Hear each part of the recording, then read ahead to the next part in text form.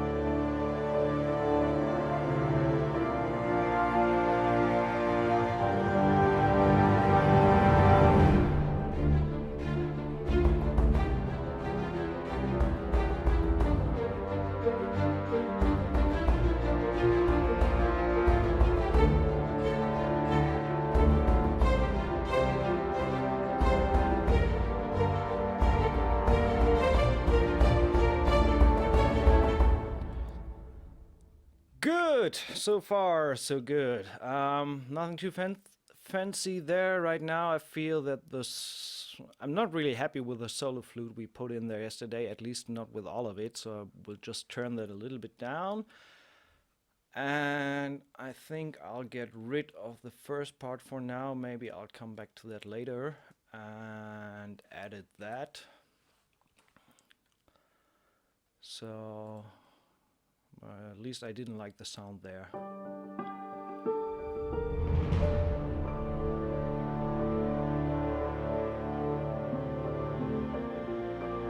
But definitely needs something in there.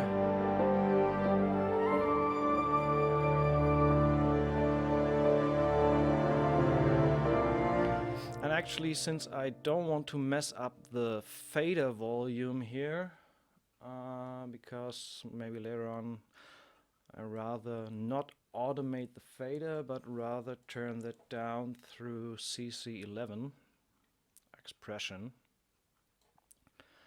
and bring that down a little bit to taste.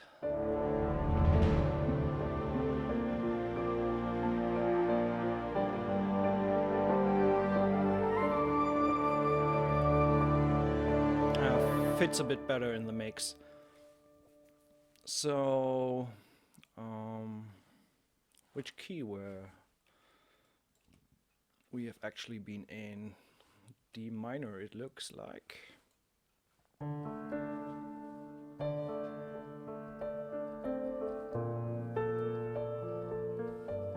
Okay, so basic chord scheme there. Do you have your songs in mind before putting them into Cubase, or are you inspired on the fly? It depends. For this one, it's pretty much inspiration on the fly. Sometimes the template is inspiring enough, just a sound or something like that. And and sometimes I have a straight idea of what I want to do and then try to come up with that. But it's more often that I kind of let me get inspired when opening up the template and trying out stuff and trying out sounds. So more getting inspired by the sound themselves than having a straight idea. Sometimes you have a melody in mind or something like that and want to record that real quick, which also happens, and that's what the templates are good for. You just open it up and can fire instantly without looking for sounds or something like that.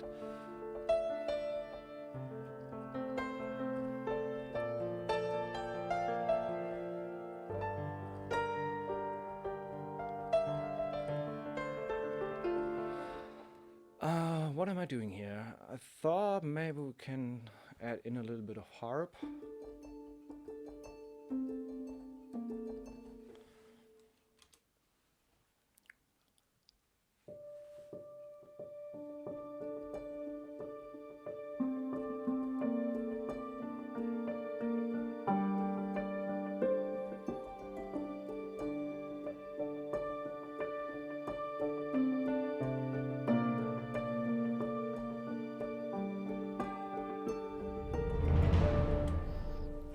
Just trying out some stuff here.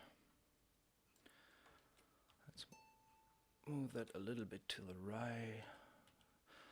Usually I don't hard quantize, just a little bit for the sake of having it on grid, but keeping a little bit of the liveliness from the playing.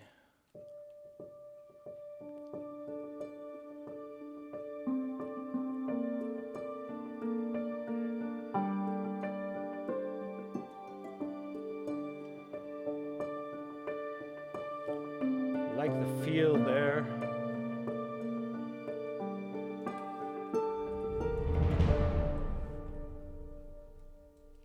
Maybe let's change this one.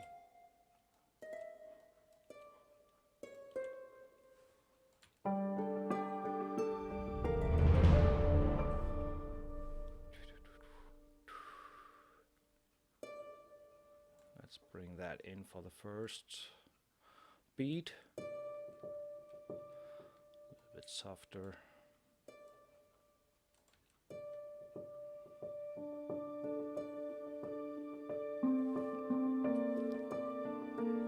Just to give a little bit more movement.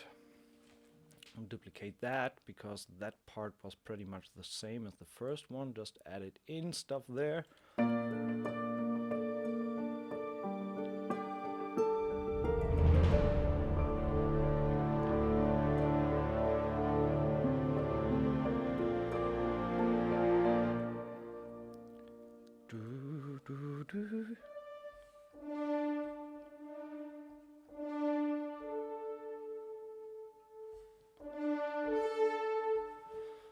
Maybe add a little bit of horns there.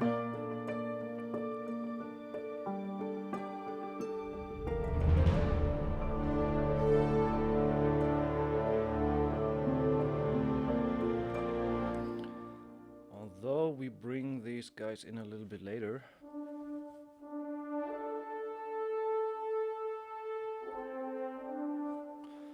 Yeah, that might work.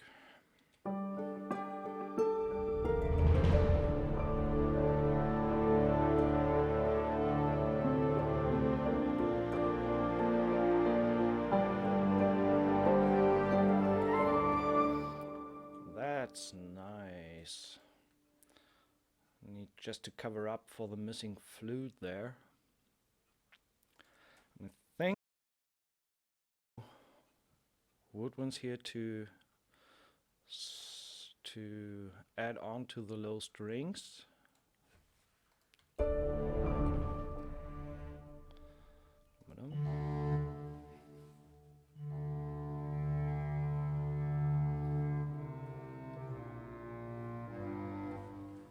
Yeah, let's try that.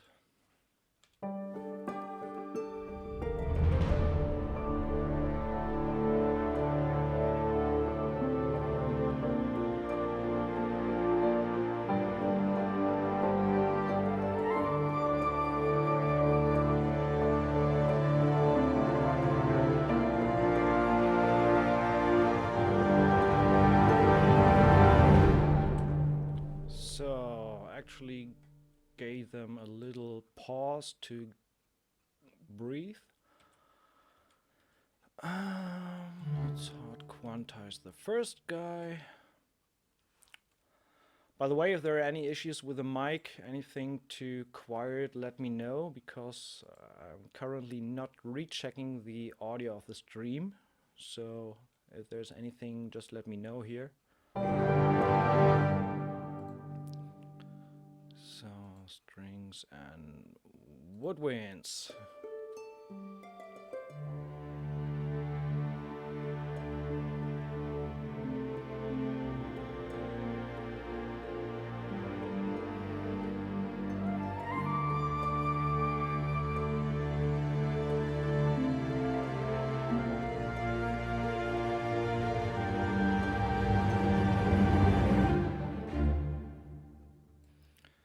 So far, so good. I'll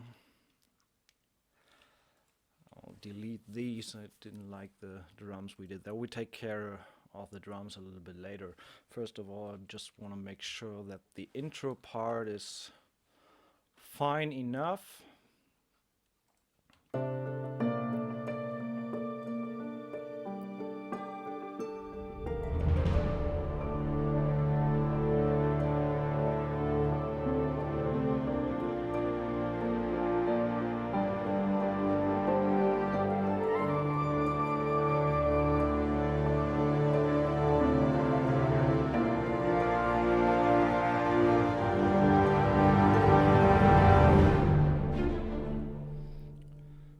I think that's something we could work with for now.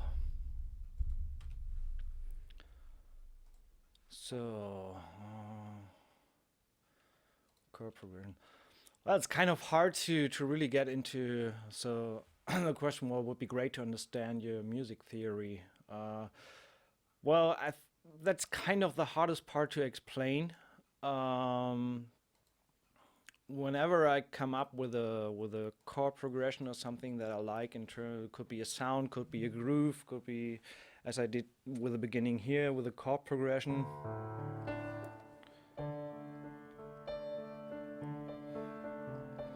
And once this is said, kind of, I really have a hard time explaining that. My mind kind of turns upside down, and I suddenly sounds strange. I suddenly start hearing voices in my head, and all I need to do is to put them into the sequencer. Kind of, I mean, ask a painter when he paints a picture why he chooses a certain color at a certain moment. A lot of that is intuition. A lot of that is growing on your craft, just knowing the tools you have. And yeah, it's hard to explain. I mean, maybe we can actually do some music theory a little bit later on in a special stream. Maybe think about that. But it's kind of hard because that's nothing you can cover in a single stream. Actually, it helps to get a little bit of background knowledge of music theory, how everything works.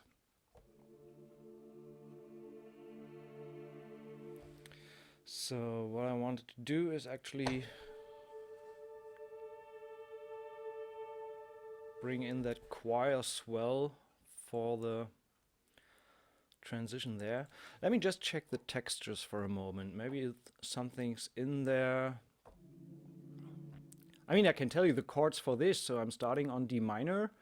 Then it's D minor with a C in the bass, going to B flat major 7, and then to G minor, respectively, with an added 2. So it's pretty simple, that intro progression. Once more, D minor with a C in the bass, B flat major, and with an added A on top of the G minor, so you got a G add 2, G minor add 2. That's the chord progression for the intro there. Back to topic. Where was I? I was at the choir and wanted to check if there's a texture by chance that we might use for the transition there.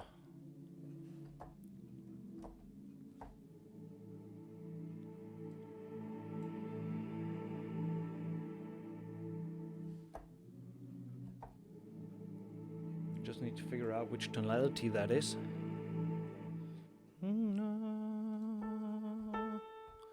Might work.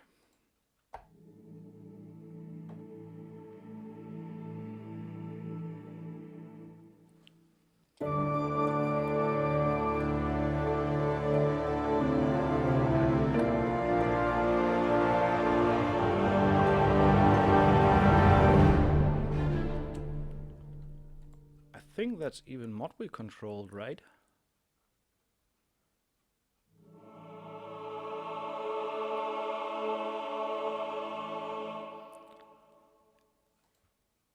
I'm not sure whether that works tonally.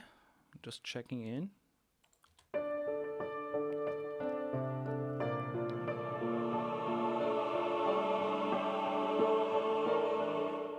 Well, perfect. I mean, that's really coincidence that this texture is actually tonally. It seems like more or less cluster chords.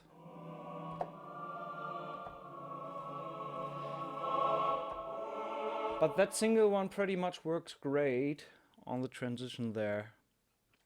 So raise the volume there a little bit.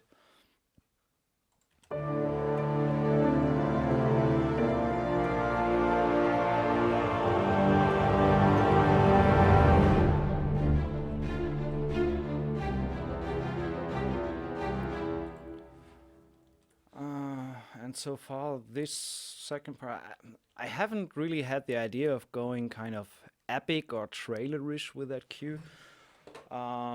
Just wanted to see where it takes me, but well, for now we started like that, so let's go on that route.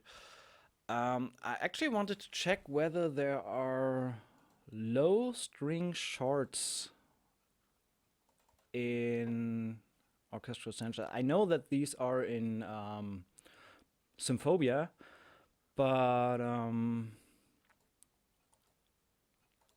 just wanted to make sure whether they are in here or not.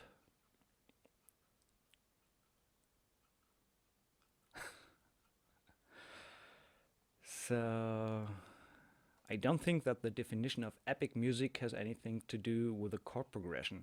You can make any chord progression sound epic in the end. Depends on what you define as epic.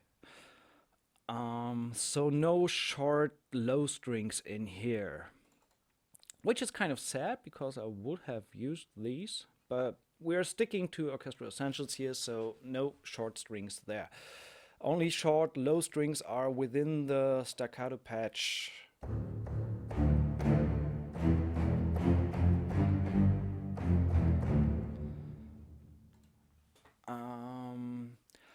What I'm actually going to do, just for the sake of having the control there, is duplicate ensemble patch and dedicate this one to the low shorts.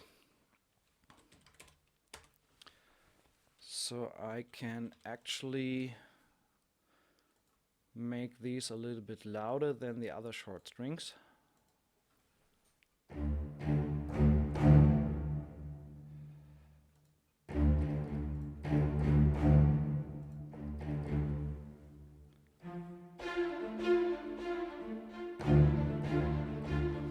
So let's copy this and get rid of the high part here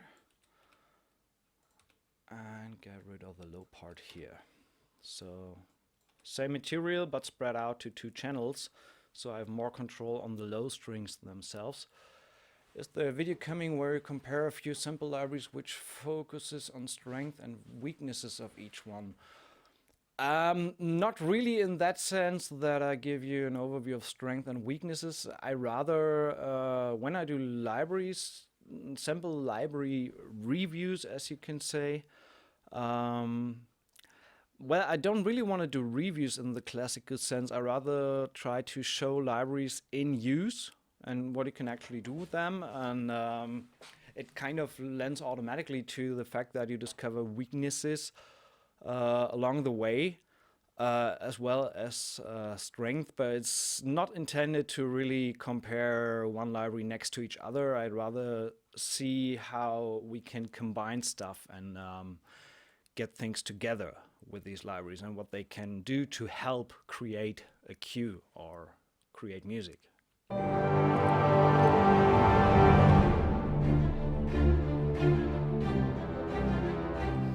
And so that way that I have doubled these guys, we can actually put the octave below.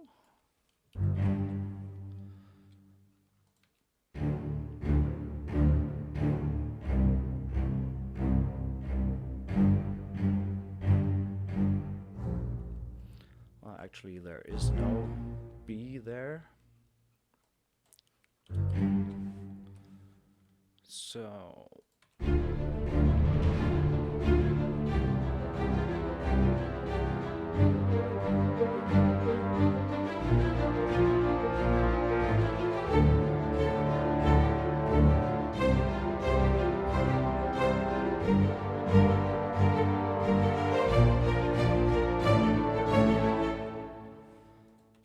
there's a lot happening in the dynamics here, and the velocity.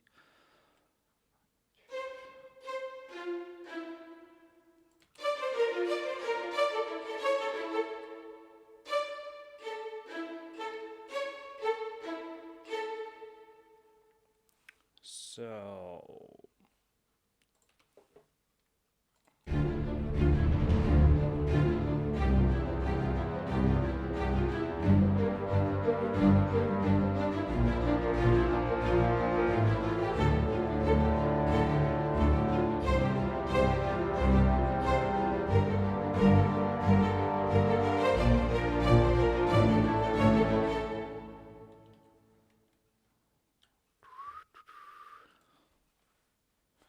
first of all, I need to figure out which kind of chords I did use there, because I don't really know anymore.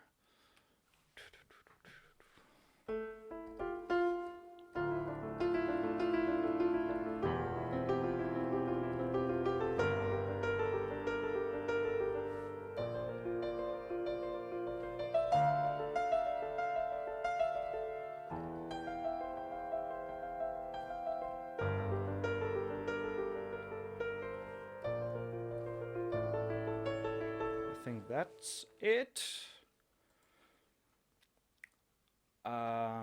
Yeah, good that you put reviewed in brackets. Are Berlin strings reviewed in upcoming streams? They are not really reviewed, but I plan on doing another different orchestral template walkthroughs, and Berlin strings will be included in one of them.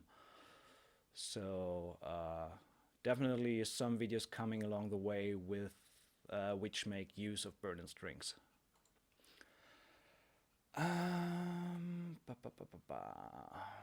What are we going to do here?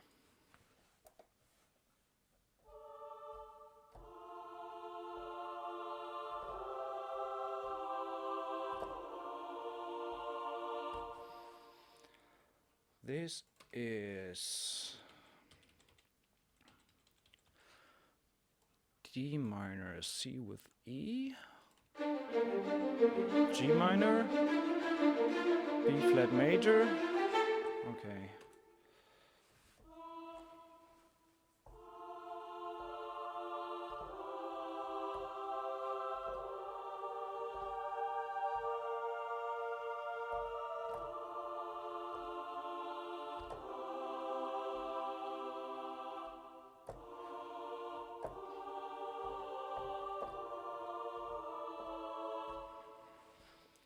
Little bit of choir in there. Let's just check it out.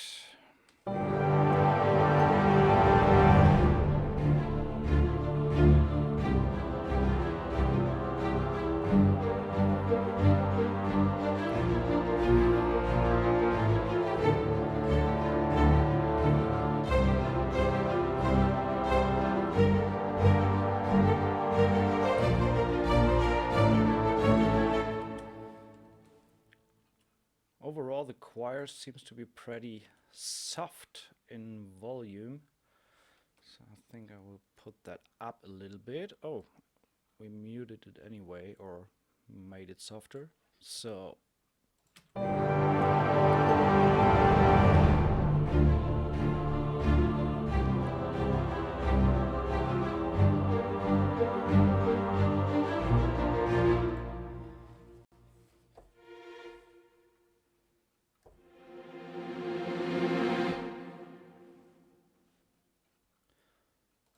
let's put some tremolo strings in there.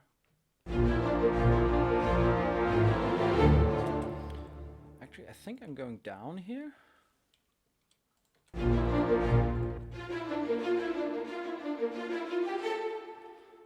Or do I keep the B there? No, go via A. So let's just do the A there in the strings.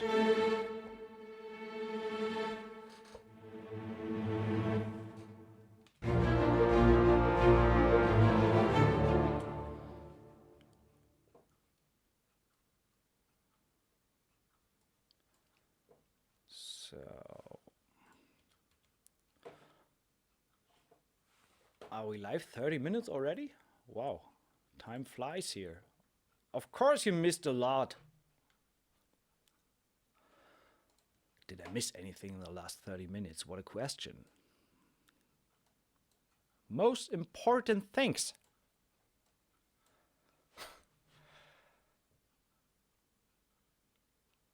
So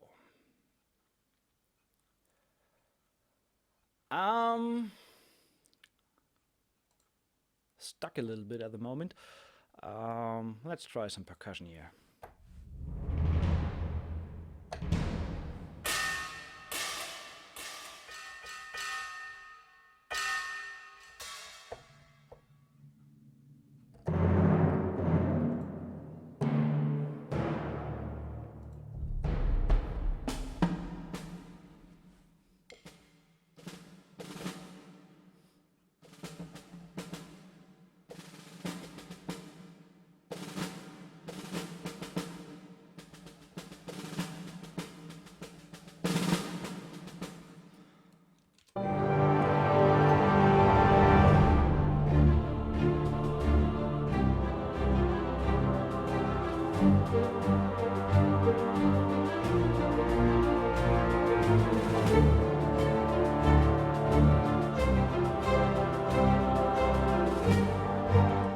Not really big fan of that. Let's go with a ethnic percussion here.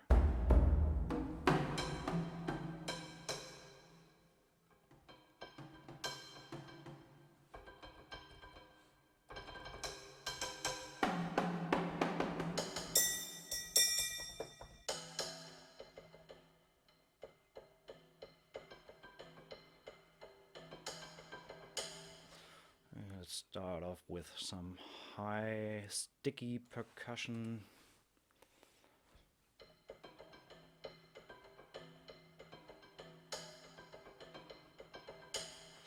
Something like that.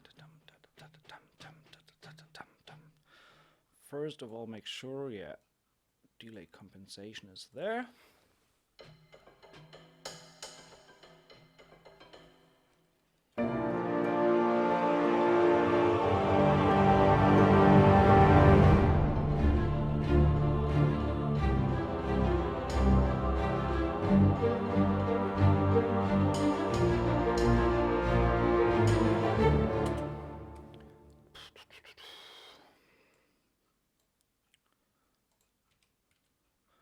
Not hard quantize here, give them a little bit more.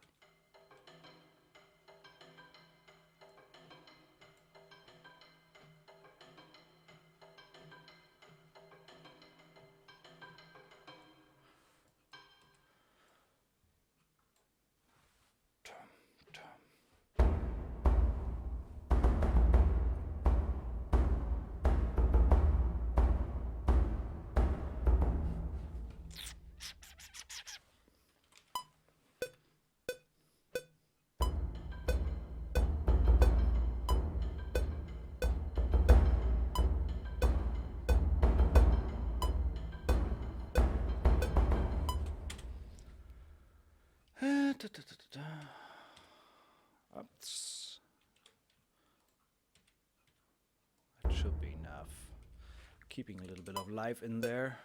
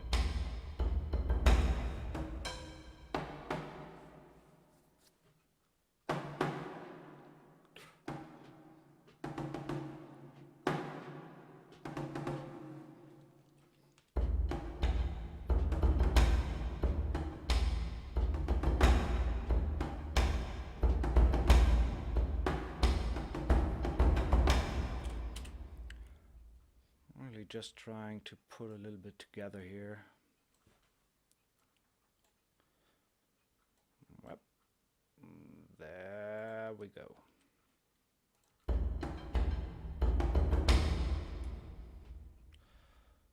And orchestral percussion.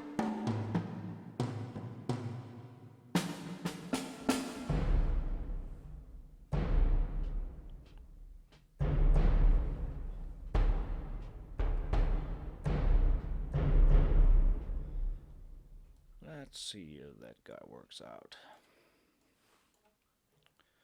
Solo that.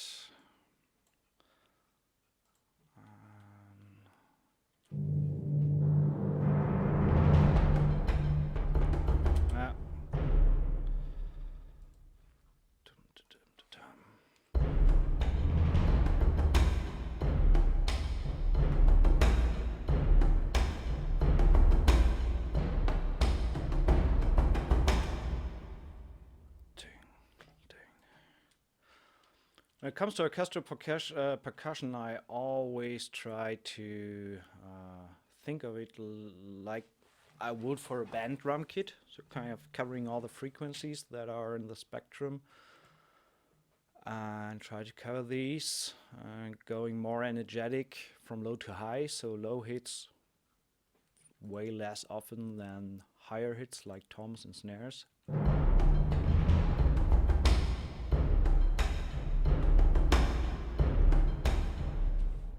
Let's see how that sounds together with strings.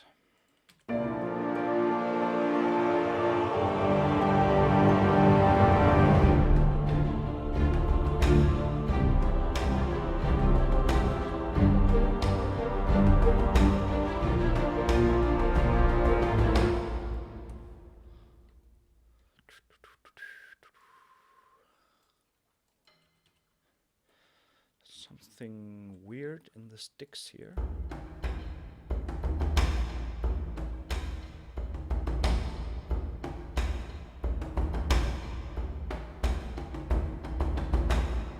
Well, not really.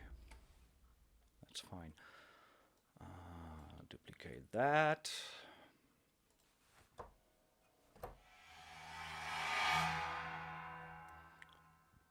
Let's see, maybe.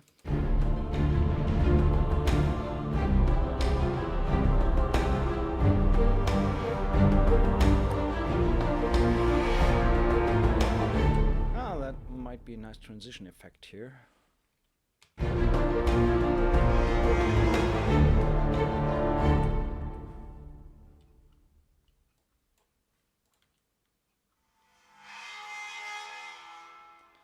Let's actually put that there.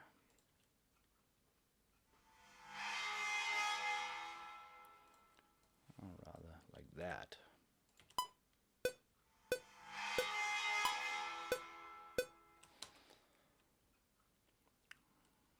Gives a nice little texture there.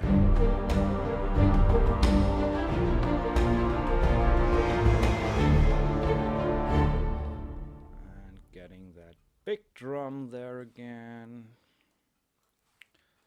on the beat. Might even change that.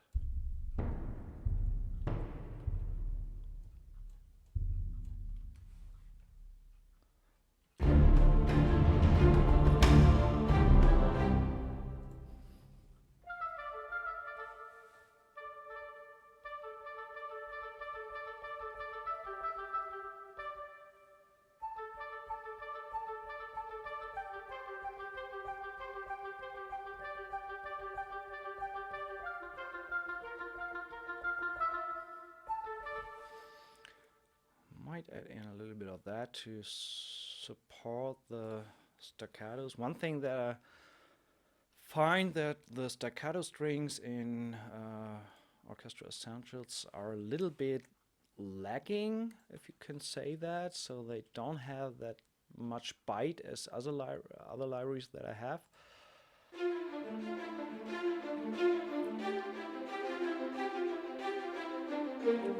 It's fine so far, but so maybe we can give them a little bit more grit, more bite by substituting them with some woodwinds. Let's see how that works.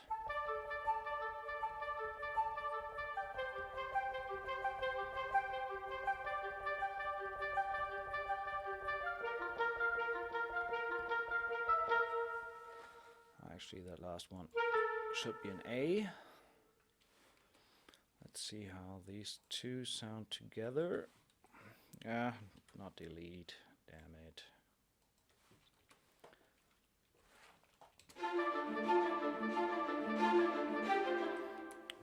Woodwinds are a little bit behind, so let's give them a little bit of negative track delay. That was a little bit too much. So let's say -8. We're talking about milliseconds here, so it's barely audible, but with setting at 0, they just feel a little bit too much behind.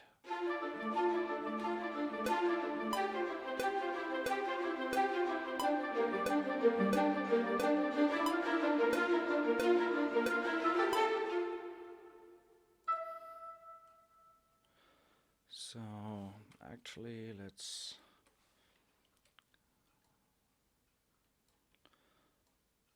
push them a little bit down.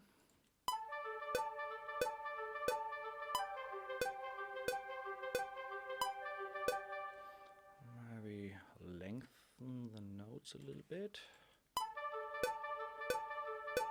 Isn't that much of a difference, so we can keep it at that.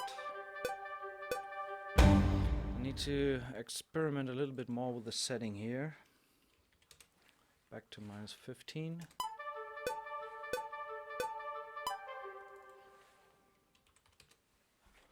Maybe even more.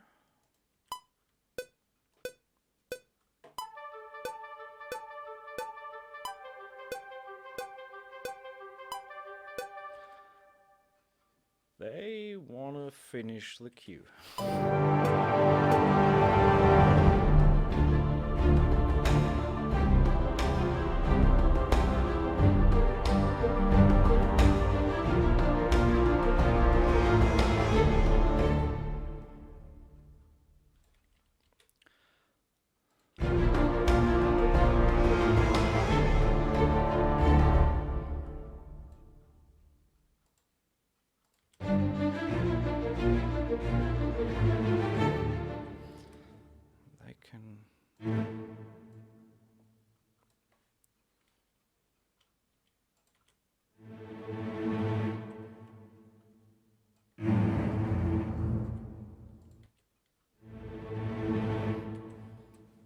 Better. And supporting that, let's see what we have in the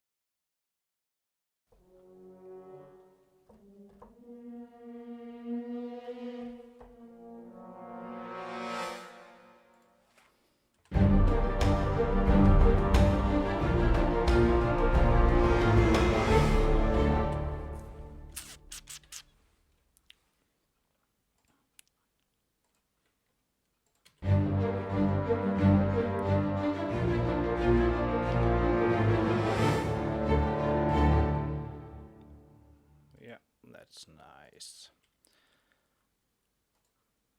And for the second part, I think I'm going to support the strings with a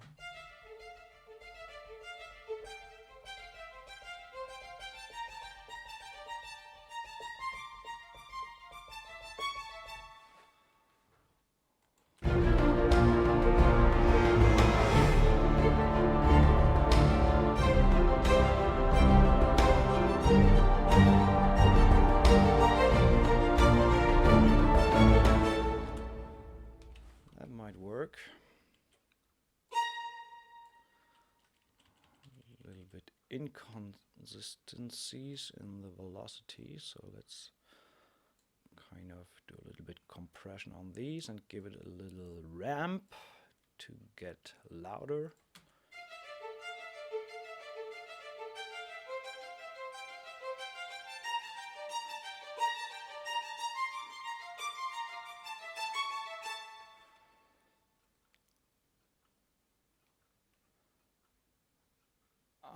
That harmony is like a fifth and inversion of the chord.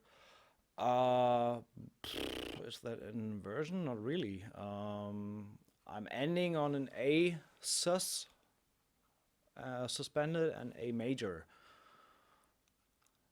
while we are in the key of D minor. So if that's what you mean. Other than that, the harmony for that string part is D minor, E with third bass, so C with an E in the bass, G minor, and B flat major going via A back to the D minor, then C with E in the bass again, G minor, B flat major, and then A sus and A major, which could easily be an A major 7 at that point. But we haven't done that yet, so.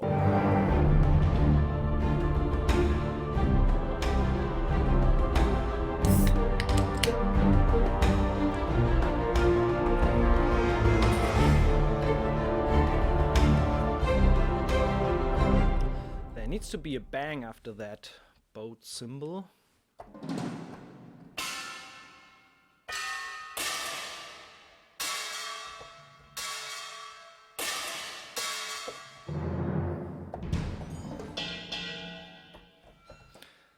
What do we have here?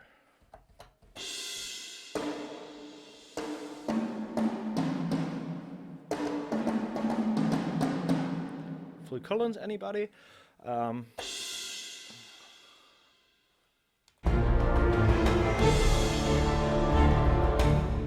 Let's make not too loud.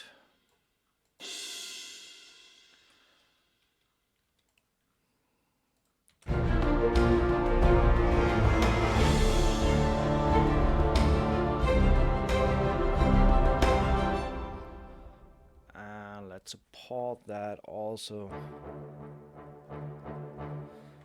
bringing in a little bit of low bass.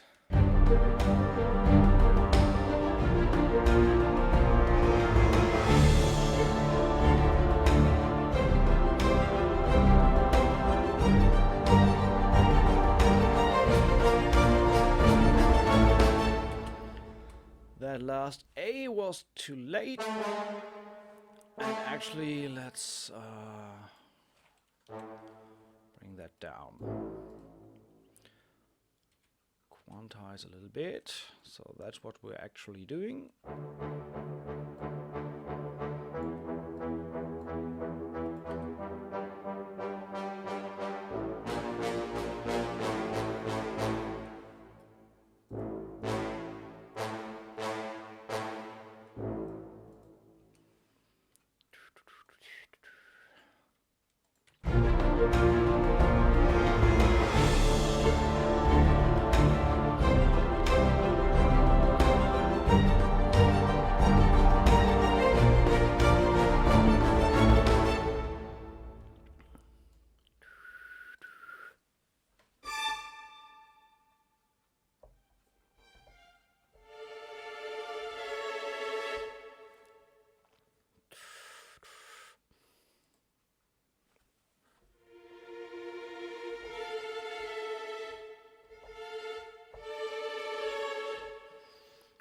Just supporting that last aid.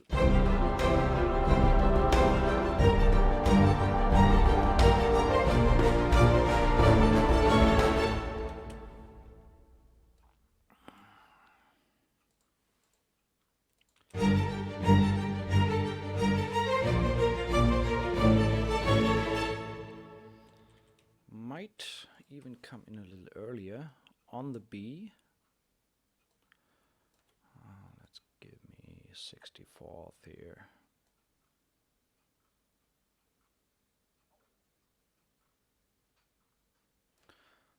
Bring them in full.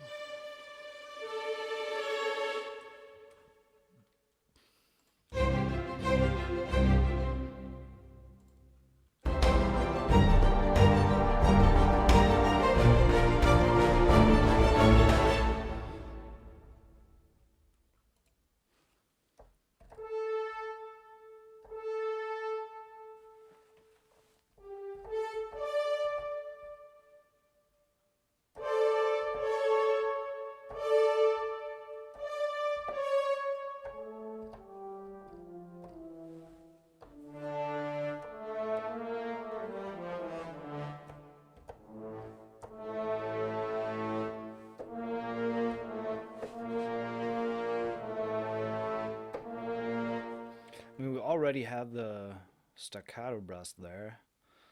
Maybe, yeah.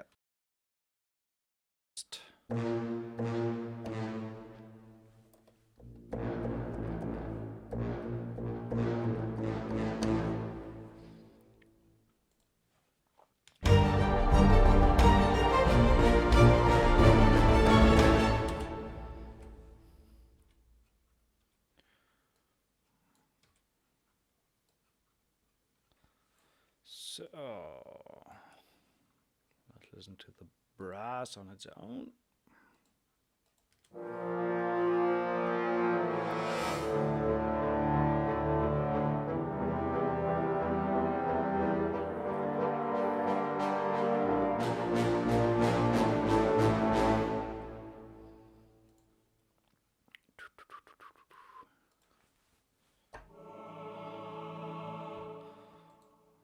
Let's bring in that choir one more time.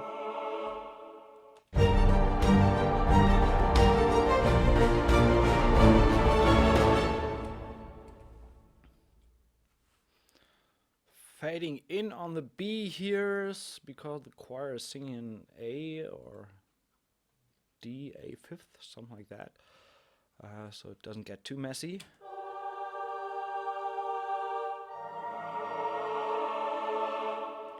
It's a nice little dissonance there. Actually, let's copy that over.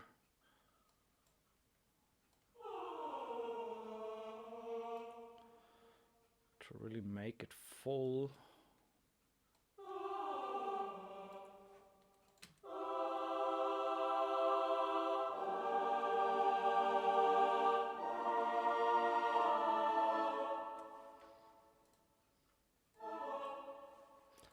I think that velocity doesn't make a difference here.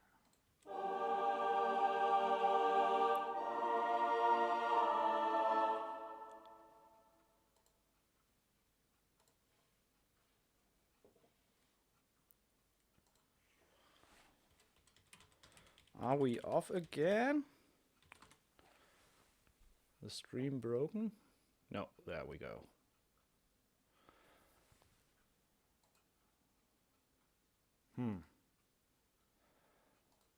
Don't do this to me. Ah, damn it. Although my stream is running, actually. Let's hope it's just a short thing. So, drop a note in the chat once the stream is offline or something like that, and I try to restart.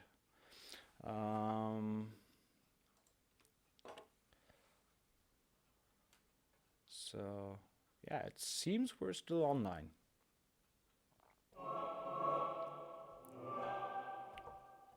Yeah, good here. First of all, let's save this.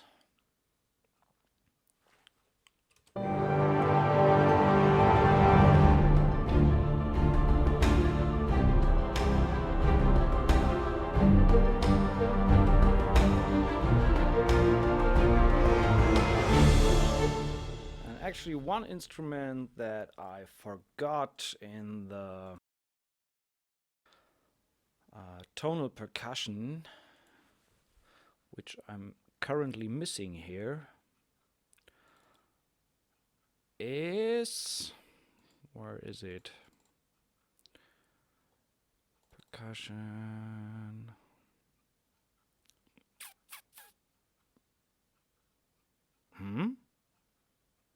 Tubular bells. There they are. Turning the reverb down.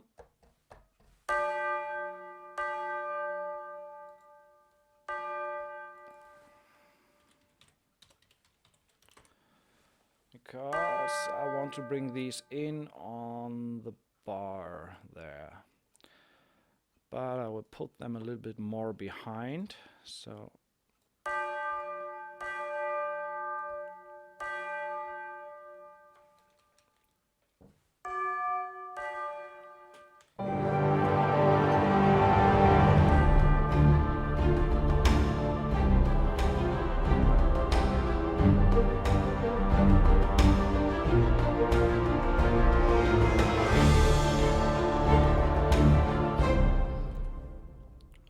that's fine.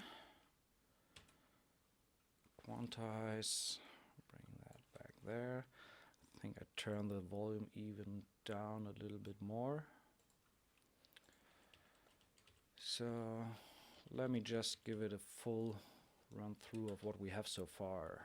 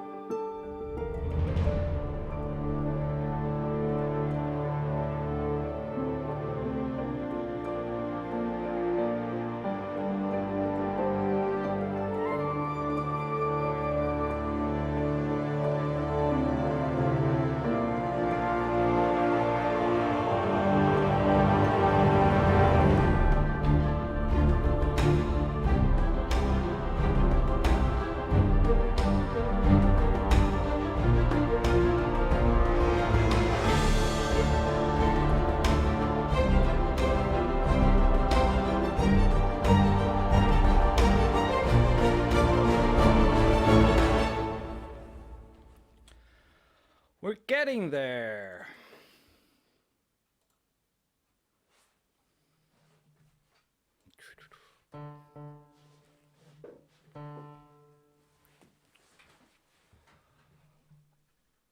Mostly I record the dynamics while playing in, or sometimes I record mod wheel afterwards. Depends on how much I have to play at the same time.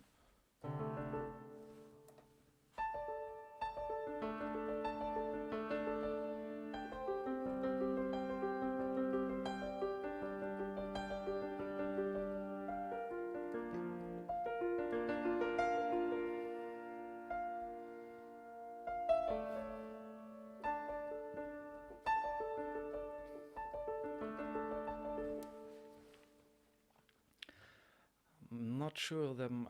Well, I think that might be too much. Let's just support it with the chords.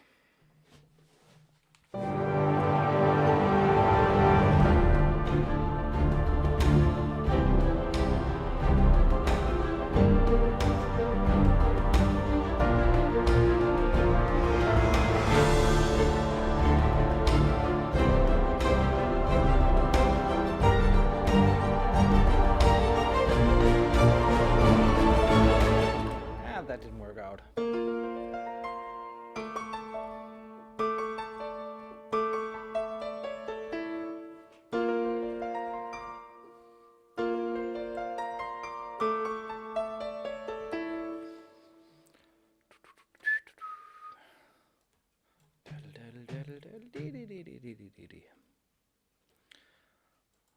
I'm going to cheat a little bit here. And step record that in.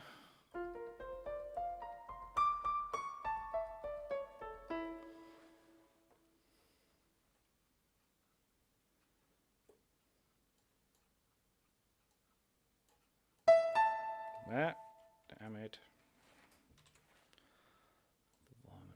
up and do the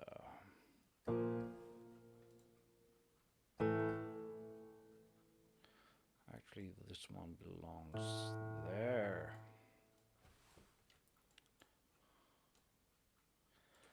And then we need some sustain pedal there, that's fine. Can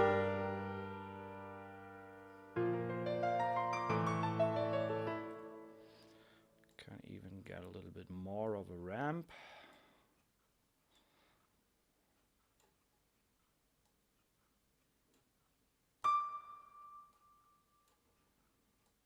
And same here. And bring it a little bit down towards the end.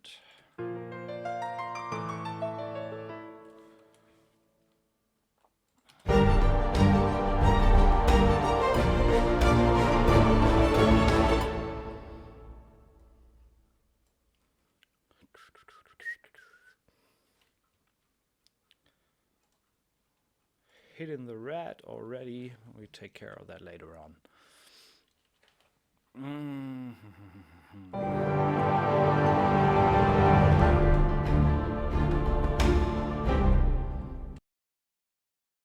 Loaded the flute and piccolo staccato.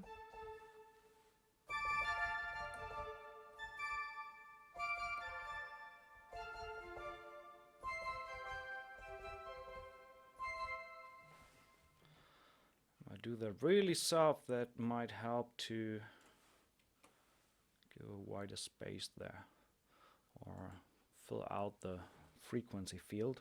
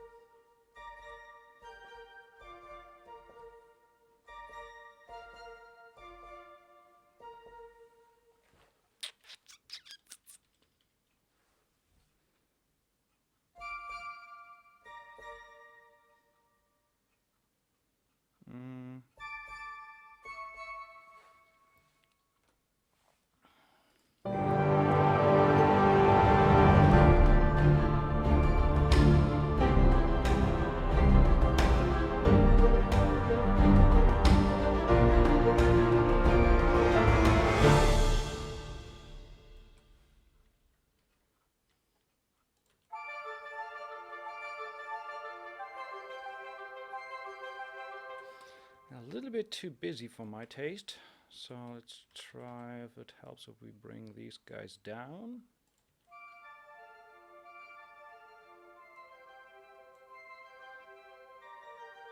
And give a little bit of a crescendo. And actually what we also can do is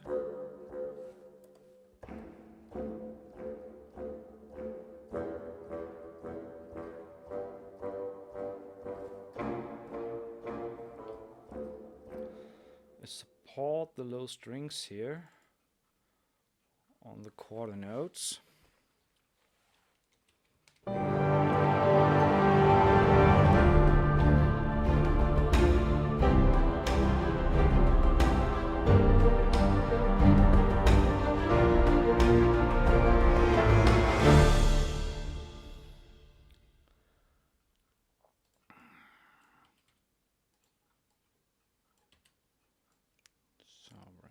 There, actually can lengthen that, duplicate that part and do that one as an A. There is one beat missing. No, not there, but here.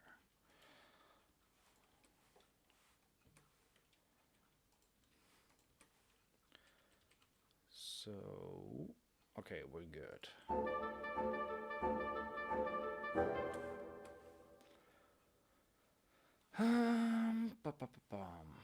Next one.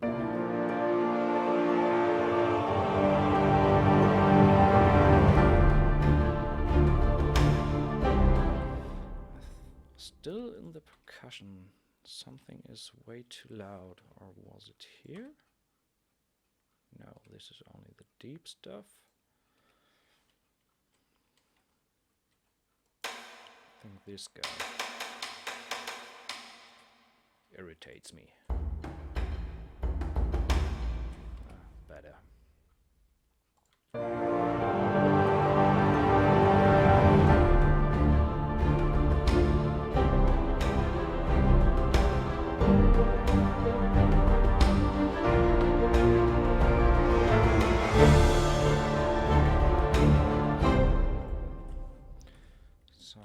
Since we have risen with volume there, I bring that to the same state and give him a little bit more towards the end. And here we go.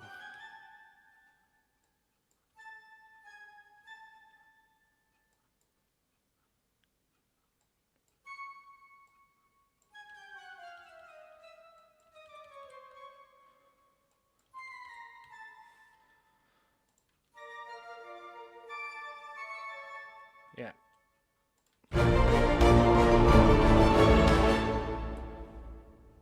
So, the big question is, where are we going afterwards? So, first of all, let's take another whole impression of everything that we have so far. It's the same as with songs in the radio. The more often you hear them, the more you start to appreciate it. So, and since I want you to whistle that after the stream, you can't hear it often enough.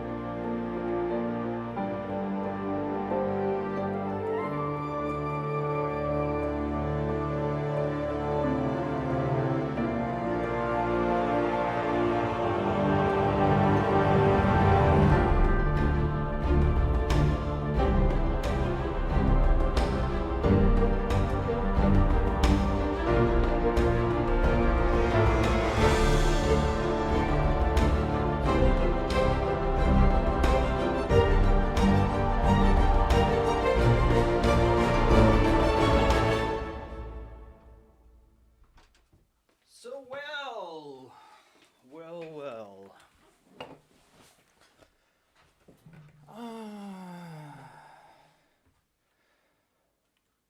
2 seconds silent and a piano lead. Well, actually, I was thinking of bringing the overall dynamics down. Don't want to go full throttle already.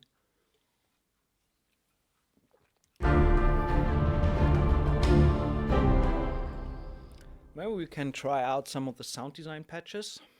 Let's see what we have there.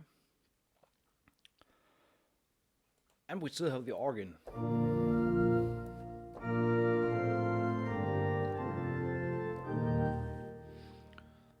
Maybe not.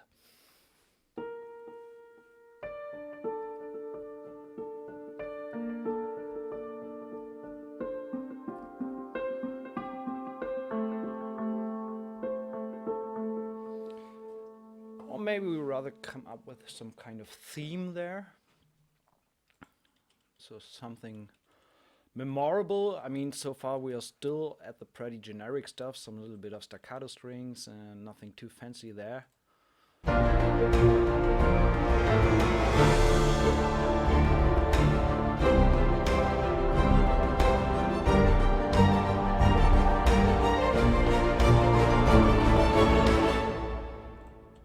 Let's finish that part with a big bang and take it from there.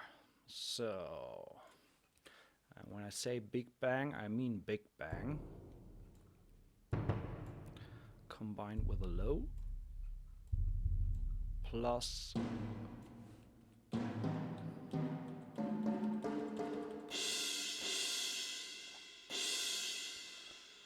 and percussion effects. There we have the big metals.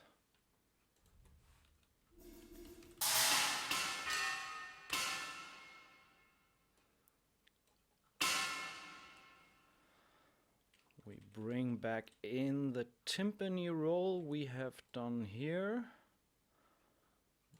But maybe this time on B and A.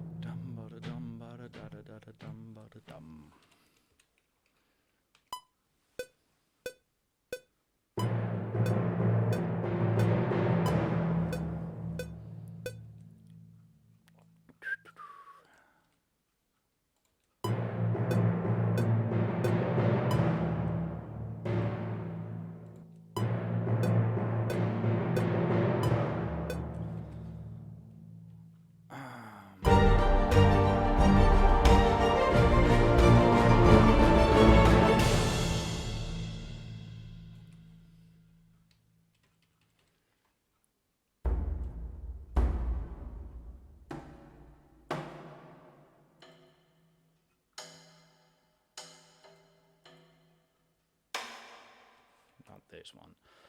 And did I actually load the... Oh, we have the drone risers.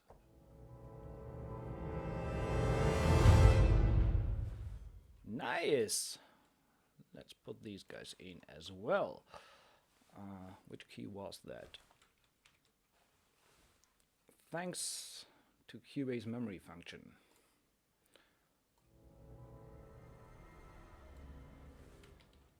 So where's the end there?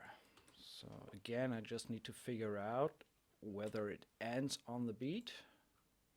I think that one's slightly longer.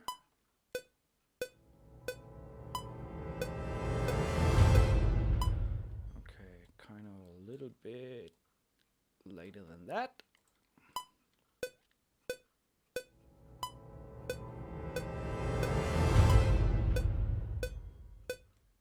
Let's extend that a little bit, give it a little bit more volume. Let's check the percussion on its own.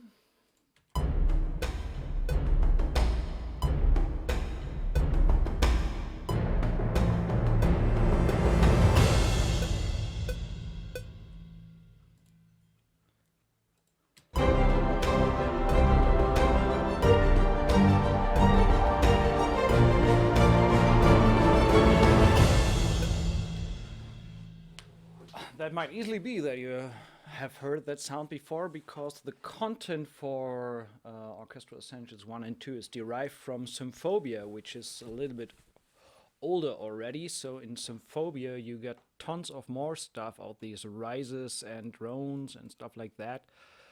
So yeah, and Symphobia is kind of, when you think of production music and stuff like that, is used so often you can hear it overall in TV and production music. So it's already kind of overused a little bit, but you still can get creative with it and try something different. So that's not the problem at all.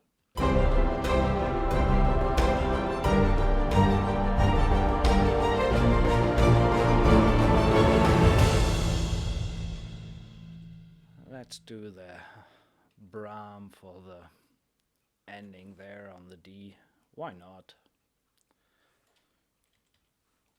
Well, I don't mean Brahm in the traditional sense, but let's give it a big D chord at the end. Modulation.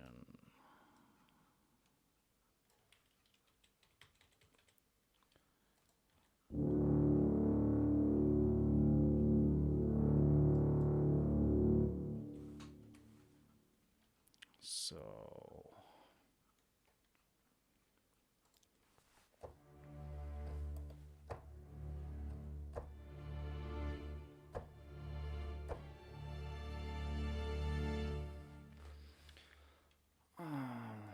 playing that one in, just giving it a little bit. Actually, this is not what I wanted to do. I wanted to bring in the long strings here. 26.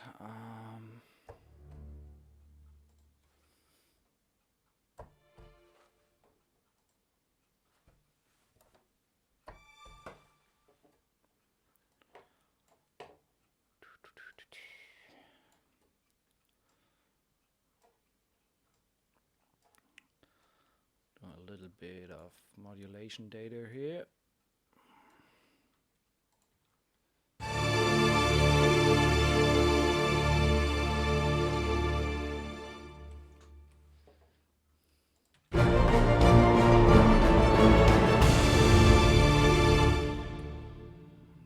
Let's do it a little bit softer and bring them in a tad earlier.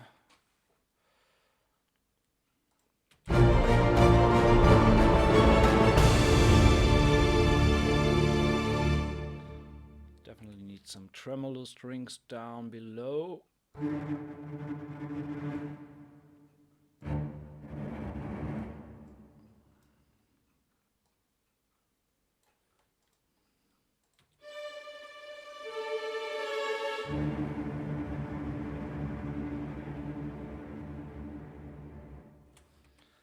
That's nice. Brass. Actually, we can combine these.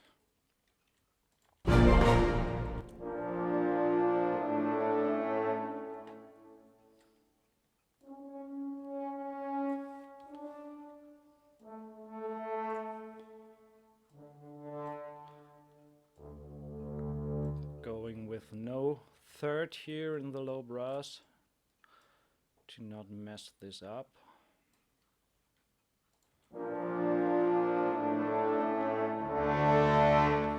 But on the other hand, we're missing a rise here, so kind of like that.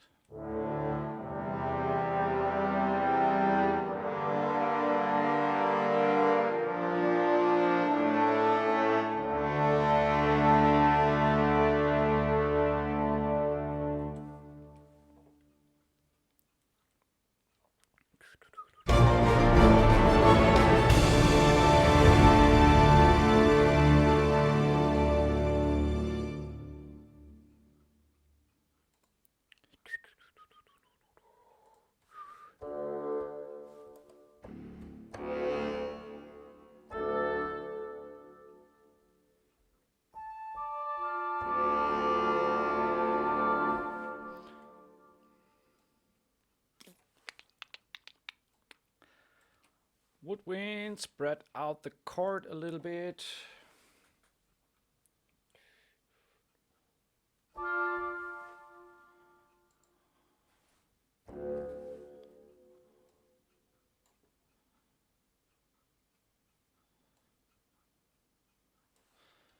Same here, give them a little bit of an earlier start and more weird data.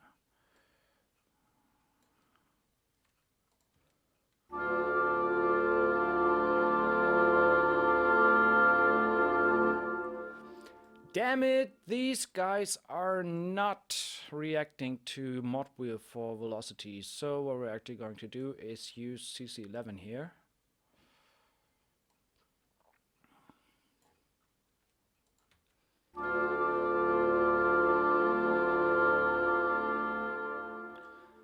And do it more straight.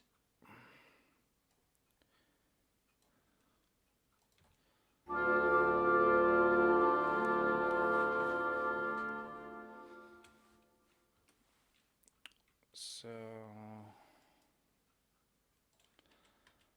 let's check it out.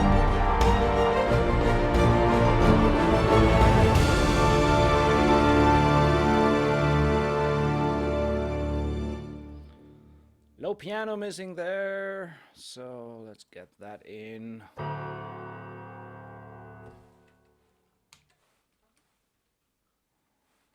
There it is.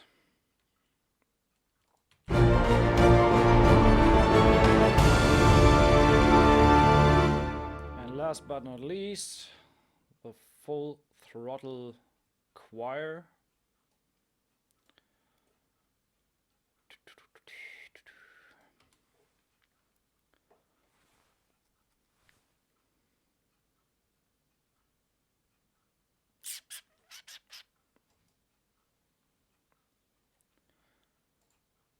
Nope, put it to grid.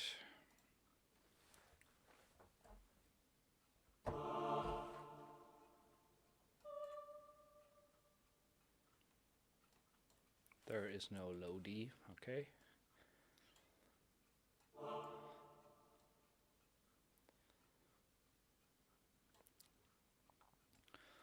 Modulation is all the way up already.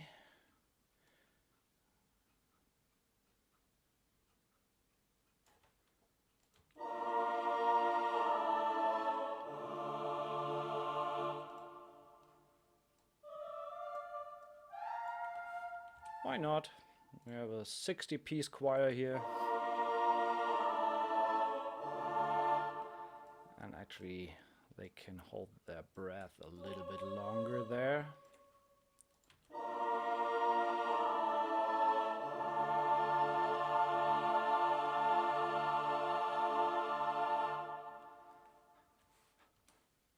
Have a hard time right now following the chat and doing my stuff here, so sorry if I don't answer directly, but I'm sure you guys sort that out.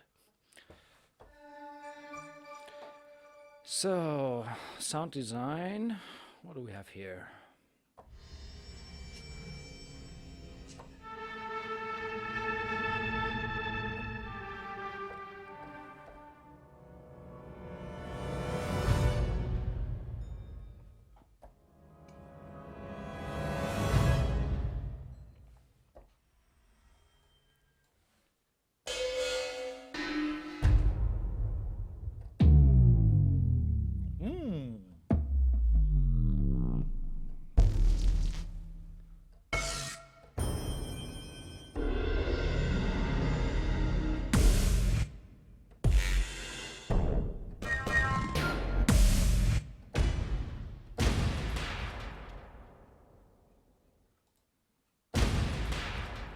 Can never have too much hits.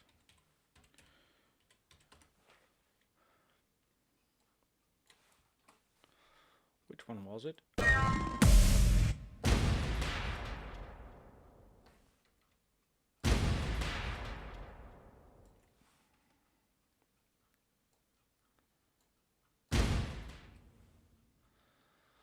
Where does that actually end up?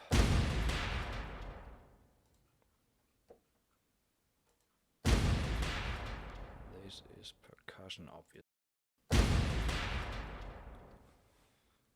Well, maybe we add another group sound effects. We'll see that later when it comes to mixing.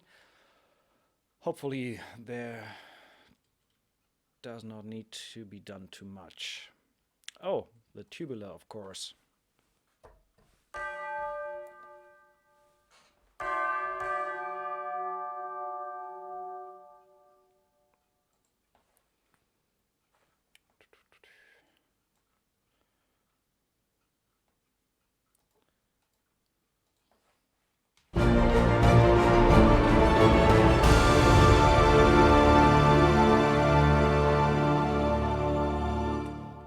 Actually, I'm kind of hearing it already in my head,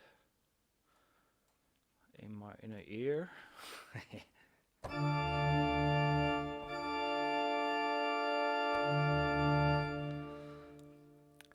Let's give this guy a little bit of bite.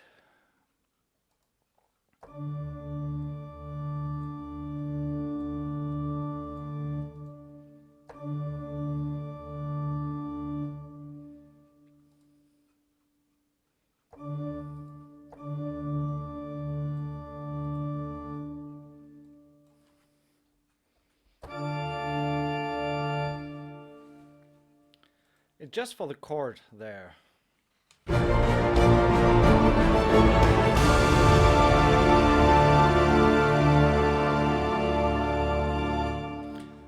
doing that with CC11 again as well to break it down or turn it down over these two bars.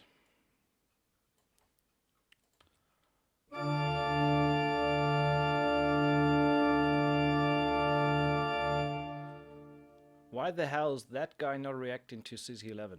Okay, then we go with CC7.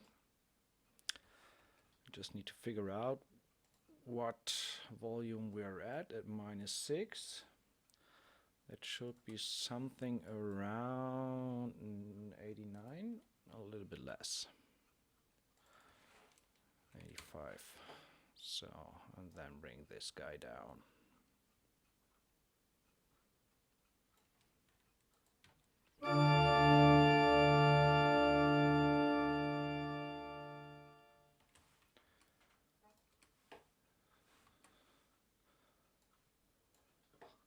Just use reverb and automate the dry wet to make it feel like it's moving away. Dude, we have no time for that. I want to get finished with the cue. But you're right, you can do a lot of stuff, but for now I just want to fade it out.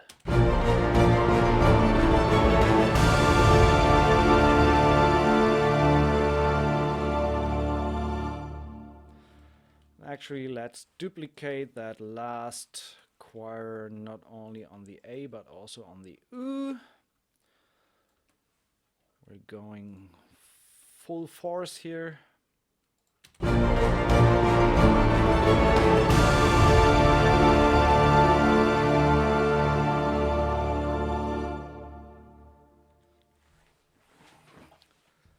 Well, a real organ would not sit in the back of an orchestra, right? So I don't care about whether it's able to fade out or not.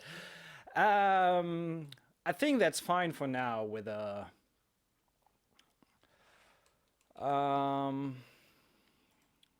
what we have. So maybe that gives me an idea what we can do afterwards.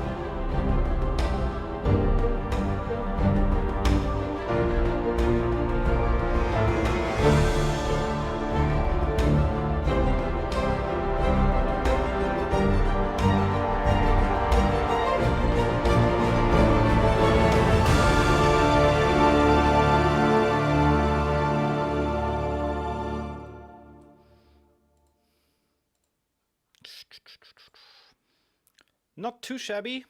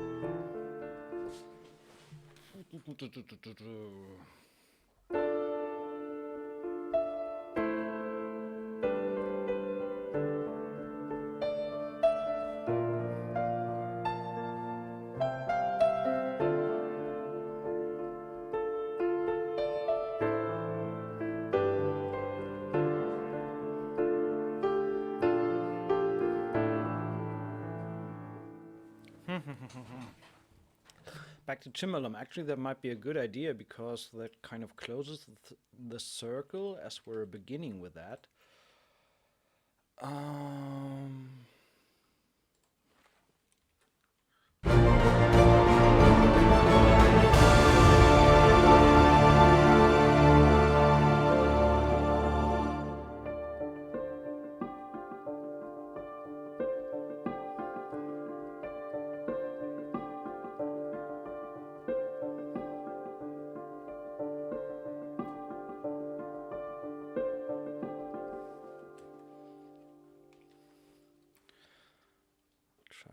keep these guys.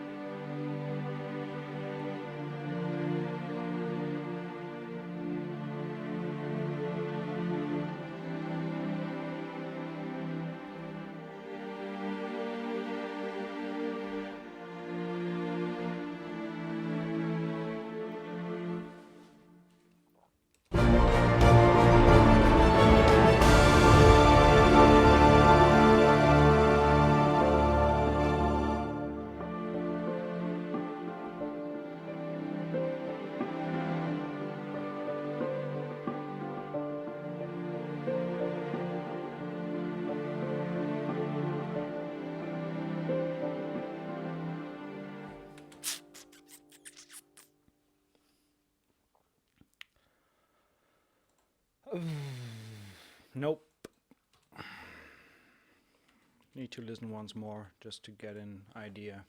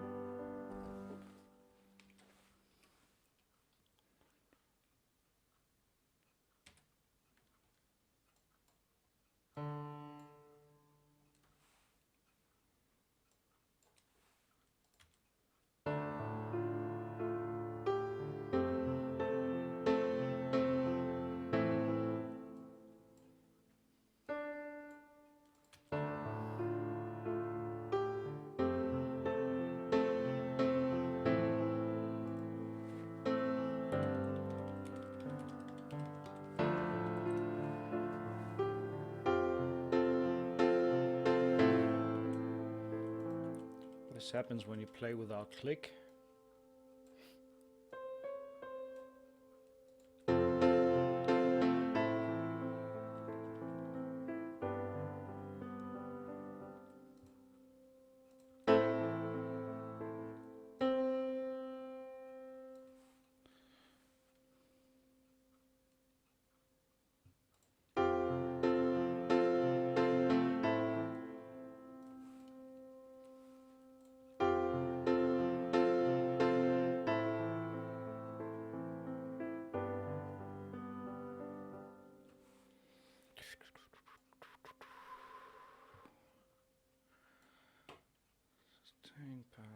Let's extend that for a little bit.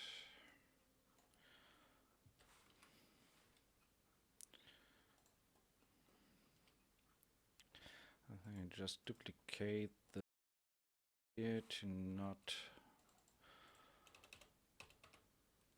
get in conflict with these guys, so I can just do whatever I want here.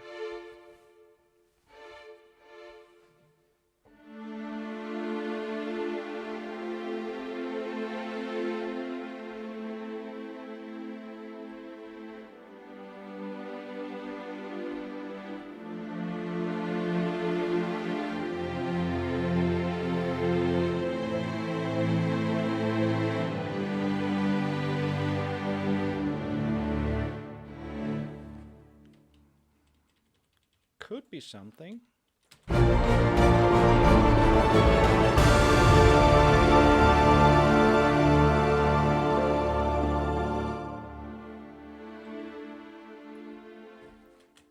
Where is the piano?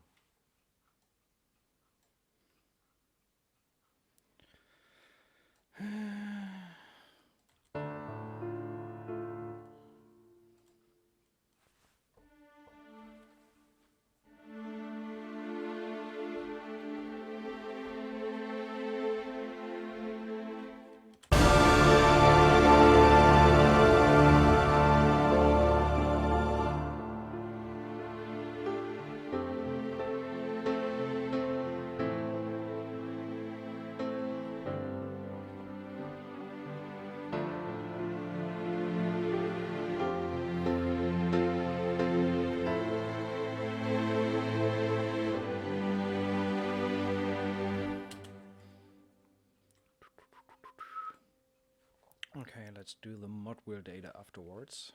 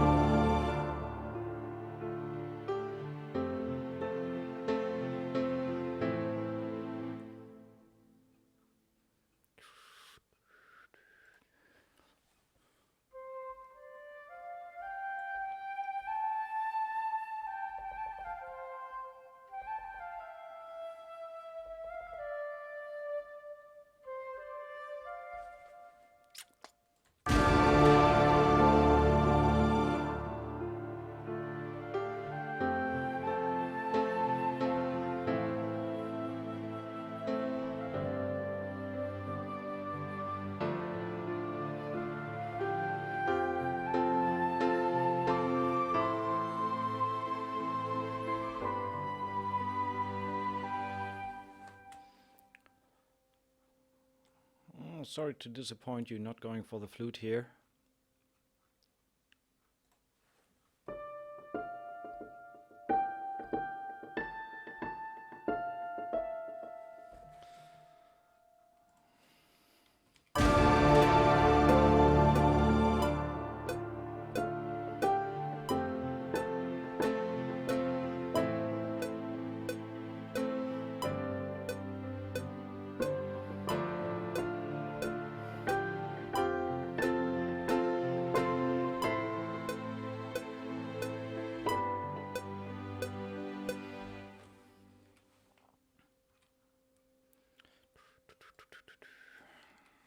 But I think this could be something.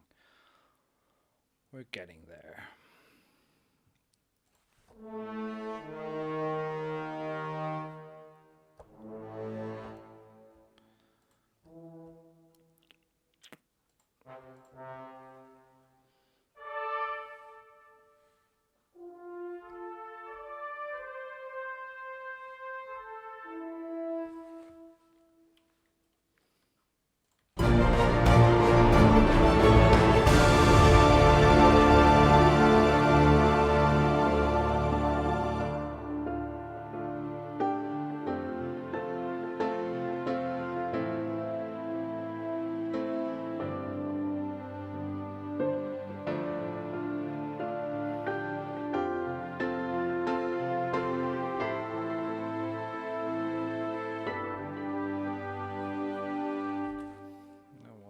Too late, and I'm not sure I'm going that way with these guys.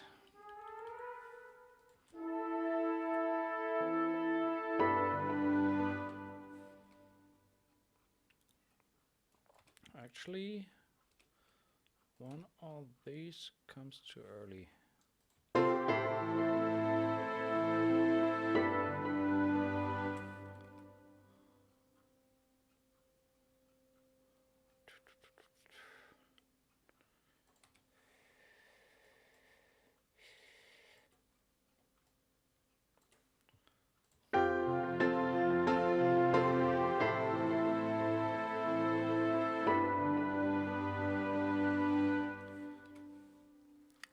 The part where you compose not only the music but the story it wants to bring out as well. I don't necessarily think about a story when I do the music. I kind of rather trust my gut where I want to go with it.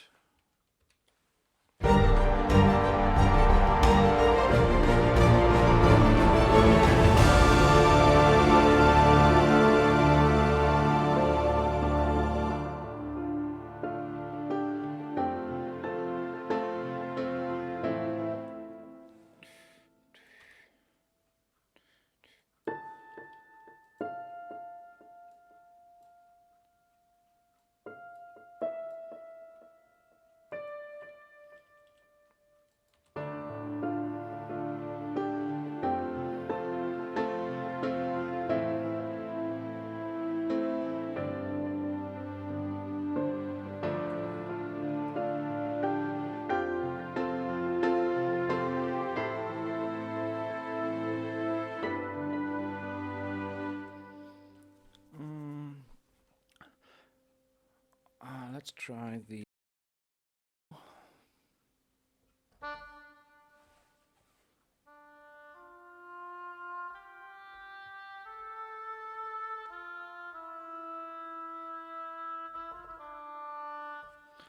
Nope.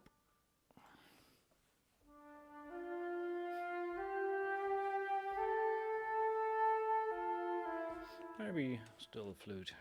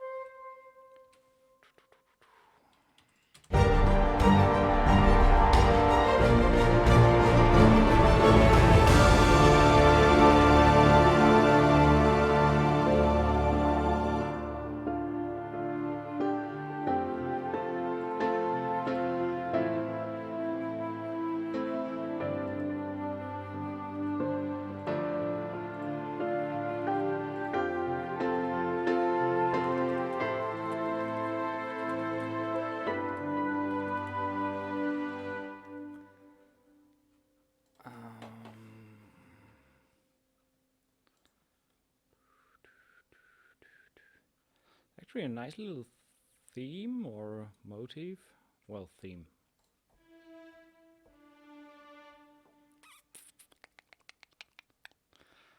String legato high. Unfortunately, Symphonia only has Orchestral Essentials only has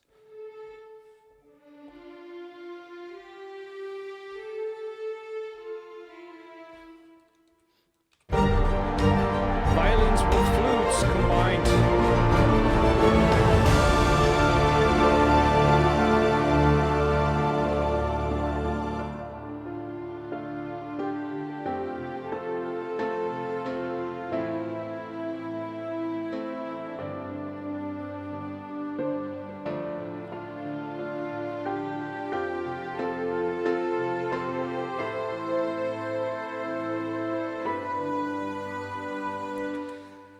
Can't help myself, but I don't like the legato sound from Orchestral Essentials 1 from the strings.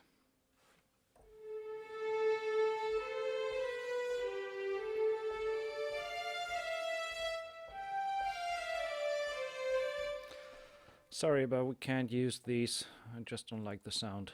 Can we fake it somehow? Speaker, flash lead to the on some fast crescendo textures, effects. Let's try the 3 violins long.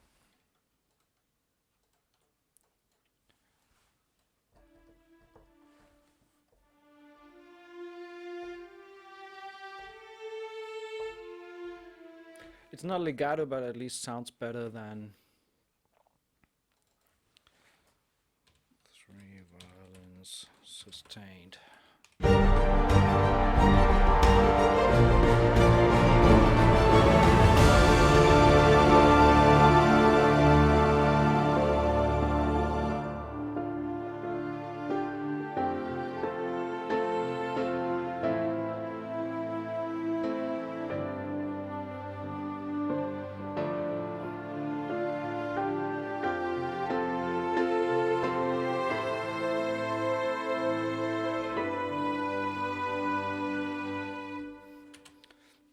So you don't necessarily always need legato when you combine it, for example, the legato flute and the strings.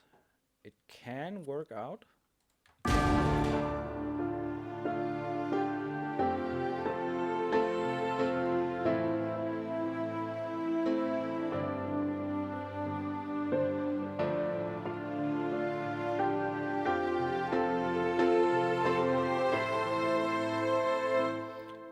Needs to go down faster.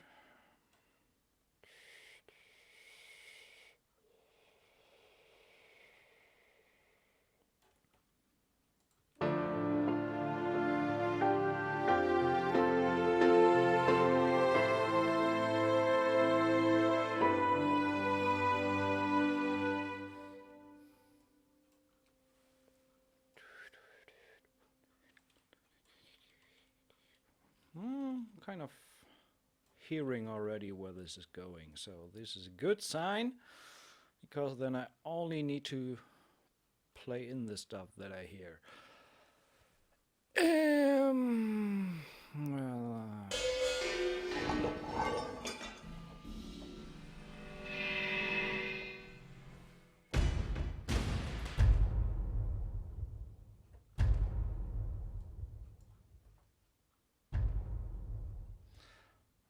No.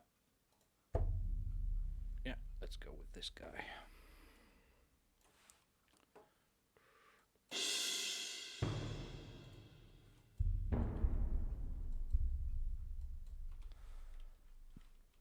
I like sub booms.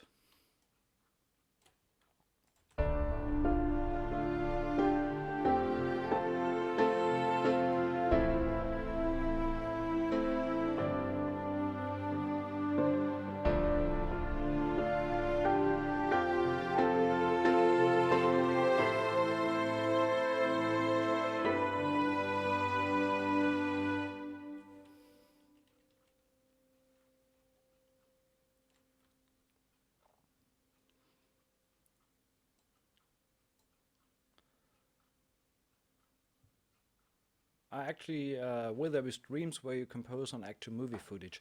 I plan on doing so. I just need to figure out some things regarding the right to do so. But once I get green light from the producers, I want to try to do at least something from some of the stuff that I've been working on in the past.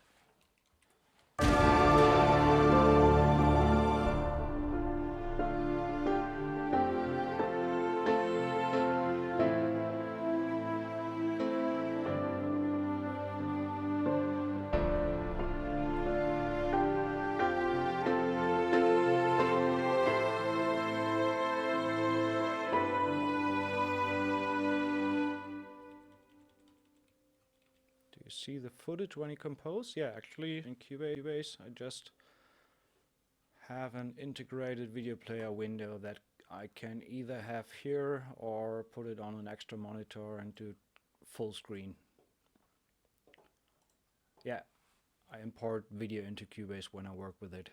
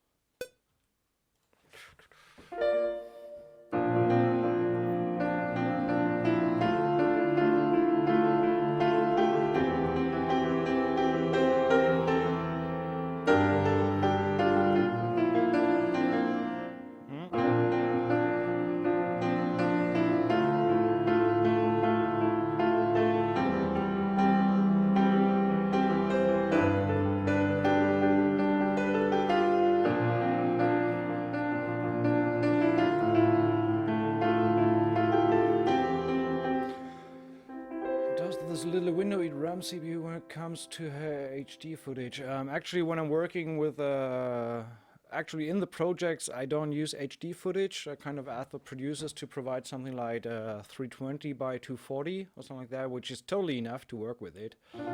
So it doesn't need a lot of RAM.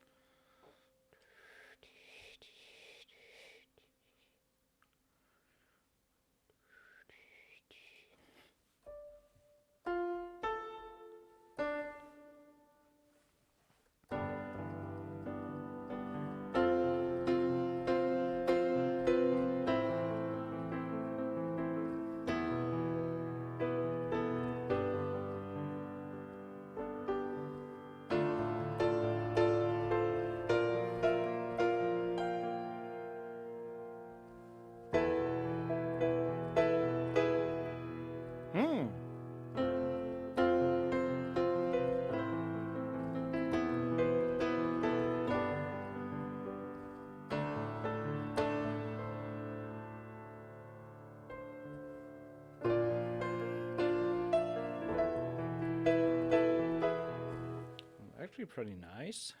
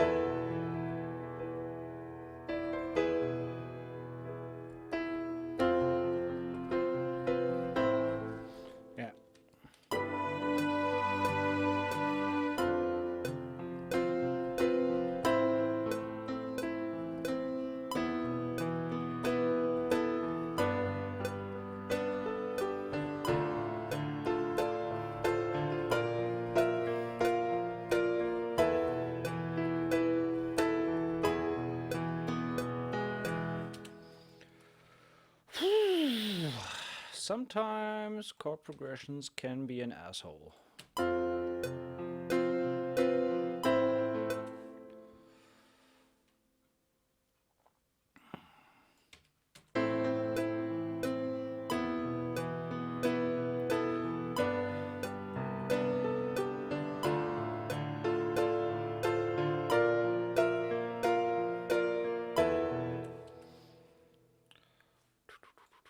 think I won't keep the piano in there. That's where just a kind of a sketch element.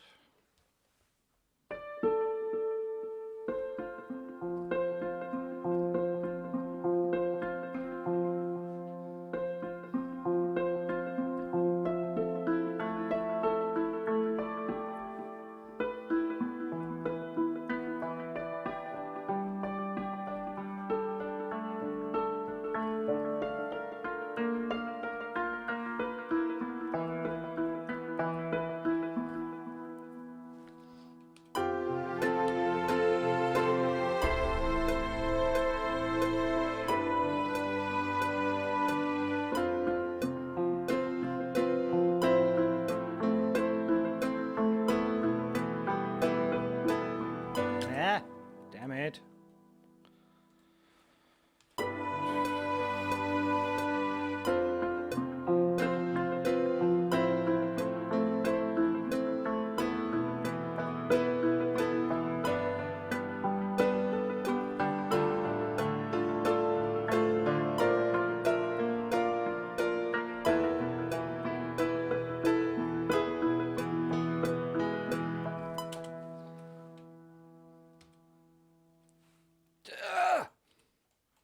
Go away!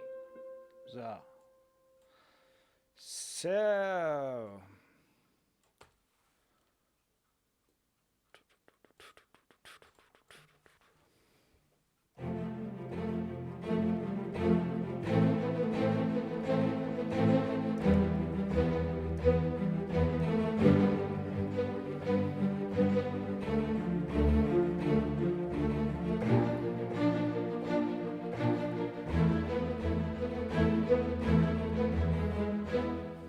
something like that.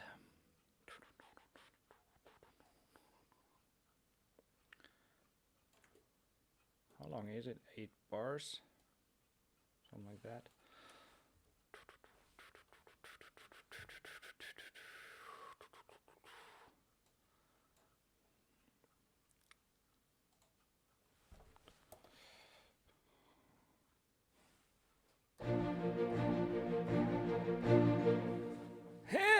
We are on F here.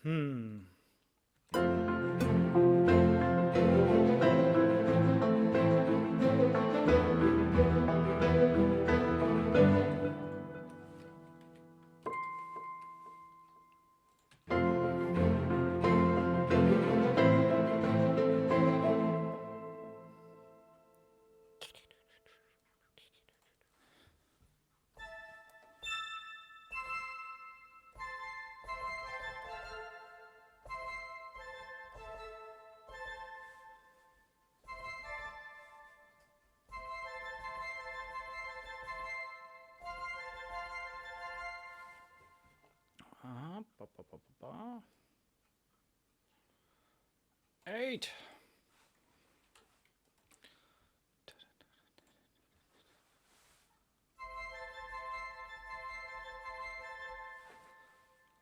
Damn it.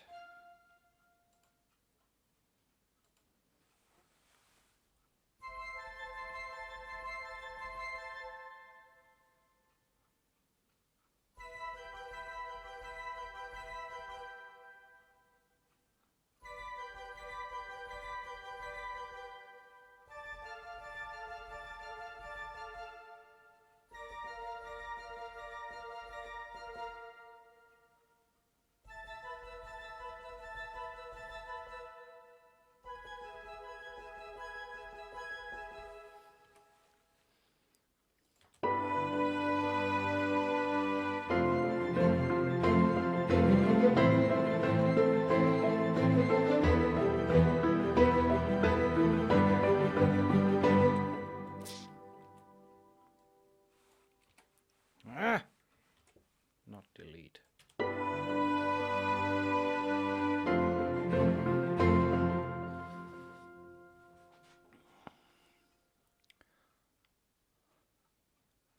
Is that a cool feature to record one bar at a time? It's actually step recording. So I go in and just say here, step input, and then whatever quantization I define, that's the step I input. So I can 8 notes, 16th notes, quarter notes, and stuff like that. So this is actually what I did there. Let's go for the legato.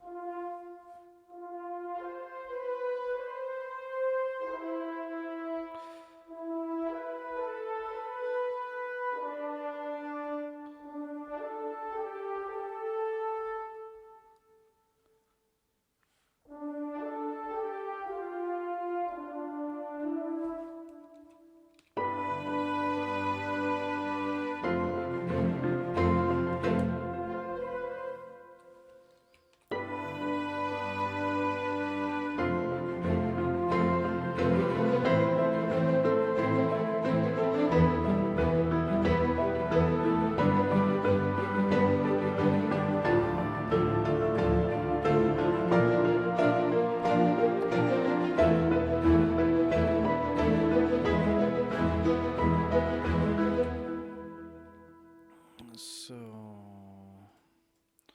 think I get rid of the cimbalom here, don't like it.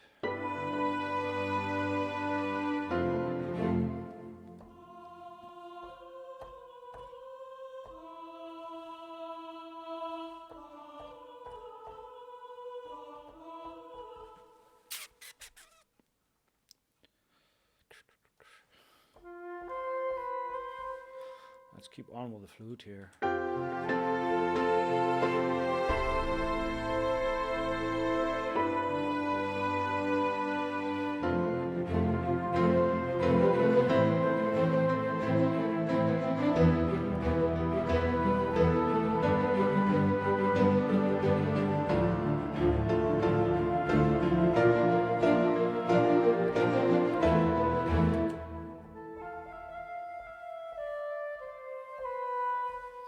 It's actually pretty nice. Let's record that in.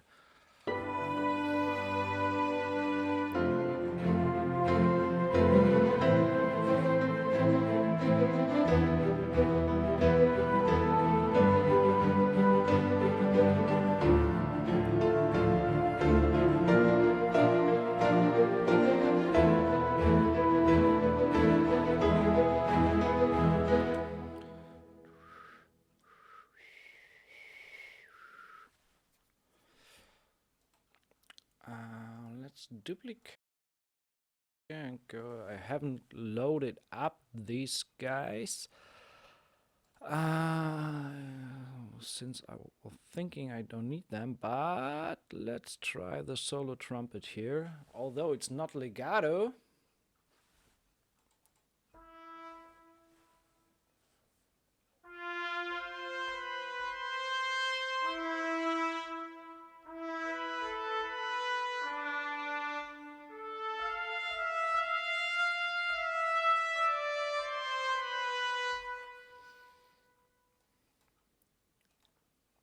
Let's see how it sounds.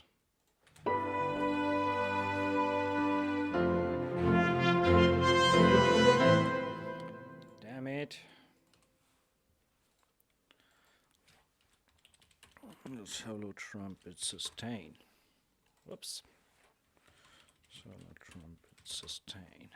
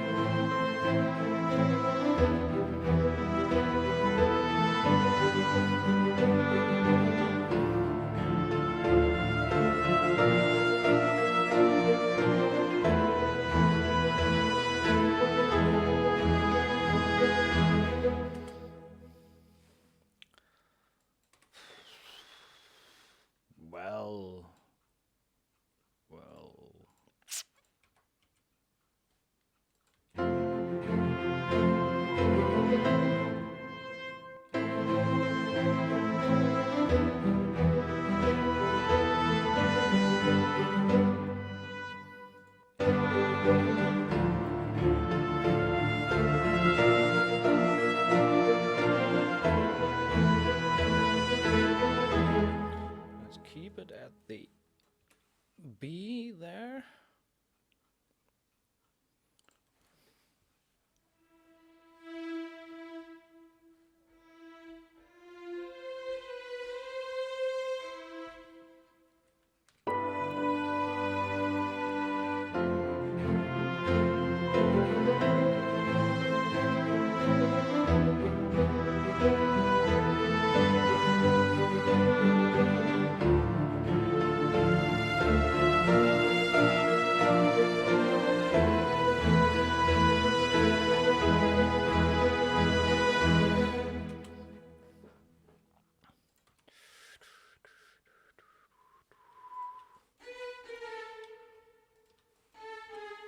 What? Strength of 1,000 men? No way. And even if, I mean, even Tears of Age don't reinvent the wheel regarding harmonies. So, if the melody gets close, I haven't the tune in my ear right now, and I won't listen to it right now because I try to stay away from streaming other audio than my own.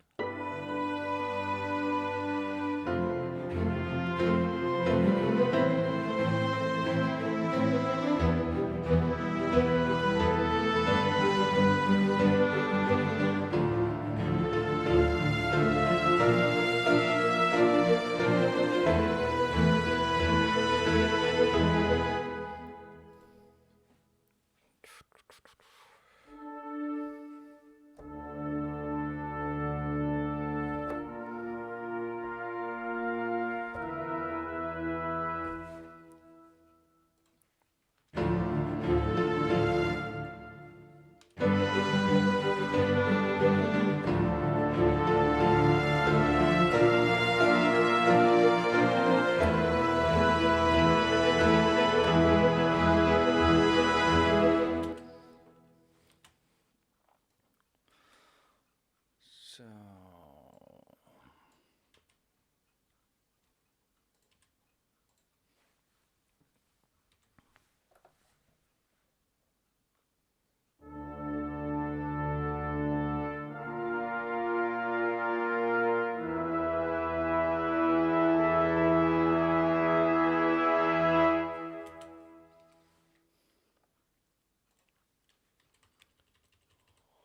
I have no idea how that works overall in context, so let's just check it out.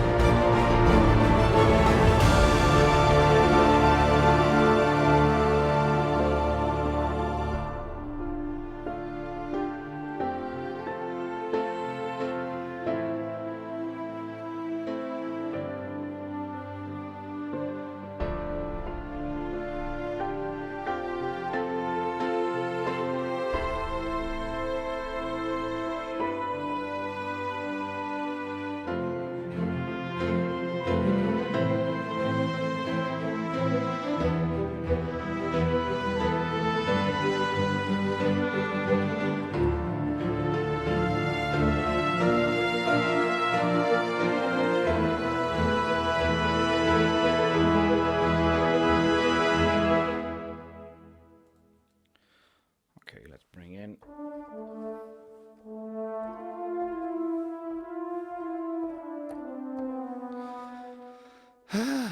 How I wish I would bring in the Metropolis arc horns here. But no, we stick to OE1 and OE2.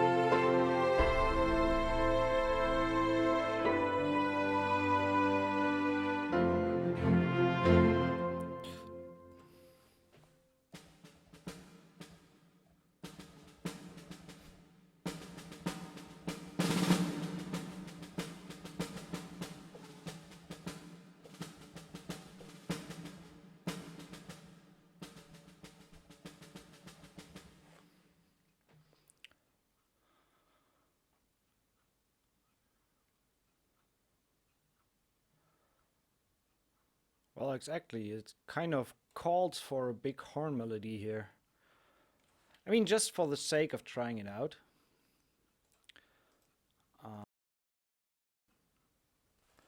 But I won't use these, but just for checking it.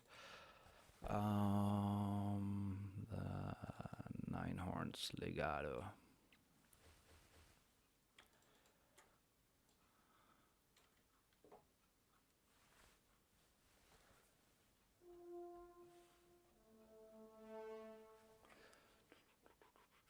So when I play in these,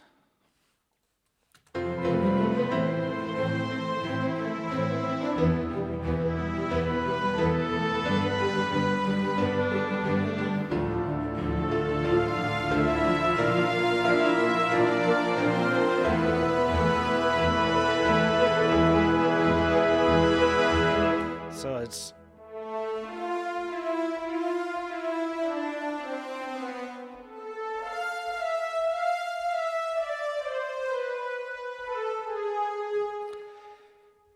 just not the same as with the Sam horns, but especially since they are not legato.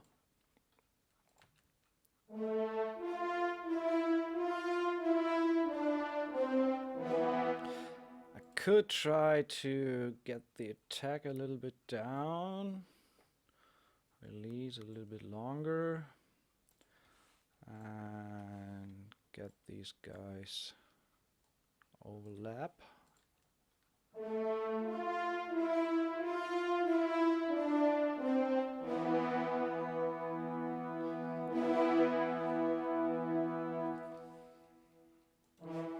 Let's do it like that, just to keep a little bit of realism in there.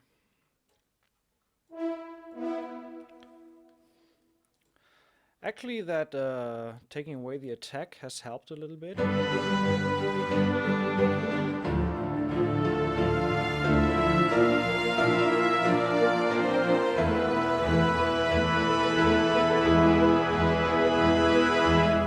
And let's layer it with a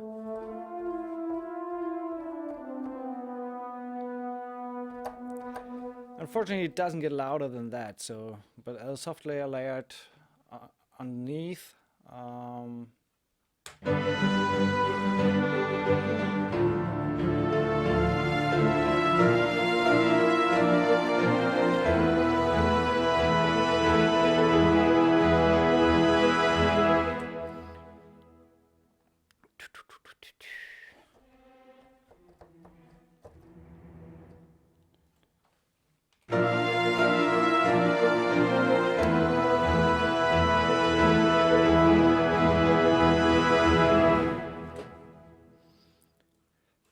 Is there actually any trills in Orchestral Essentials?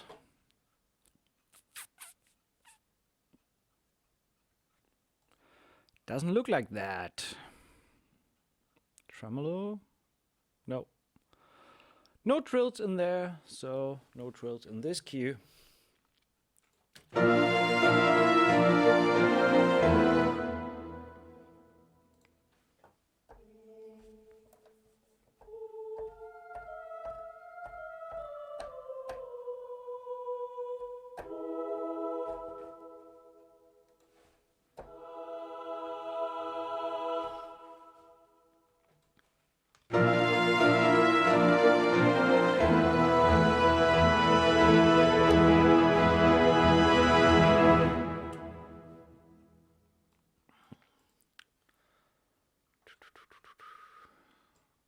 What happens if I take all the piano there?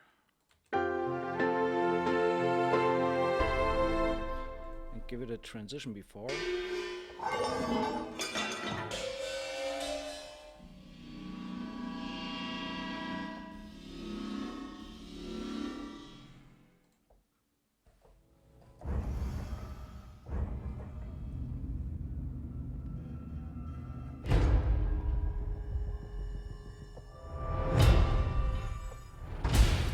Especially this one. I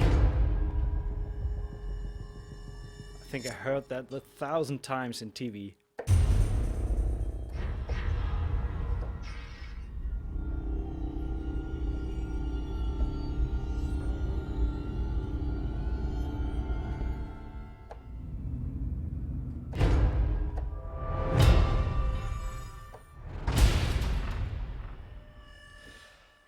Actually, let's try something here.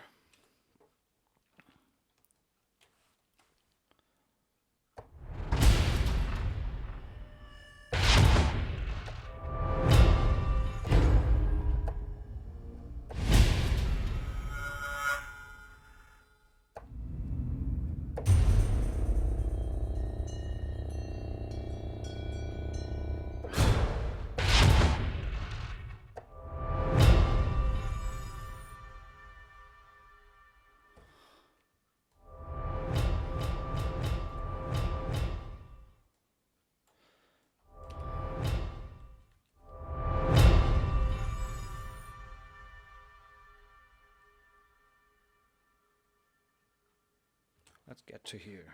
So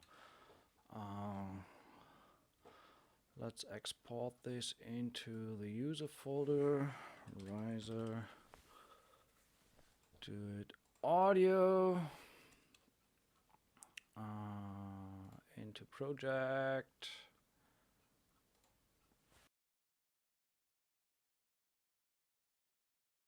So I'll get rid of that.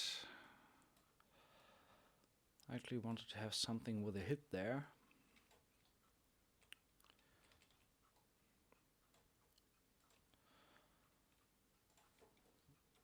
Go into audio, audio effects. Damn it, where is it? Process, reverse, there we go. Move it back, turn it a little bit down, send it over to turn it down a little bit and send the whole thing into the Percussion Hall reverb. So listen on its own.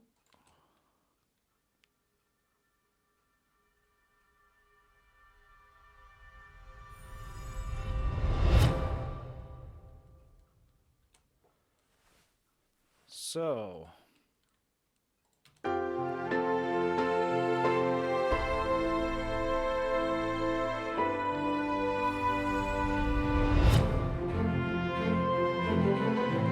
still a little bit too loud, and let's get rid of a little bit of the low end.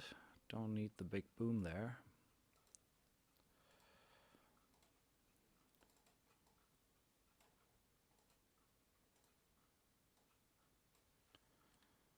Let's try it.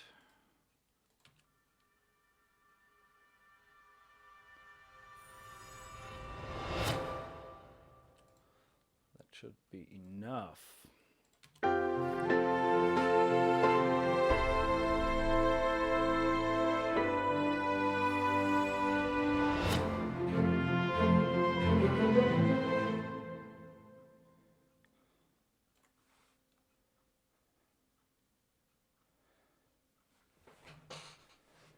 Cyrec, don't buy there, just ask me.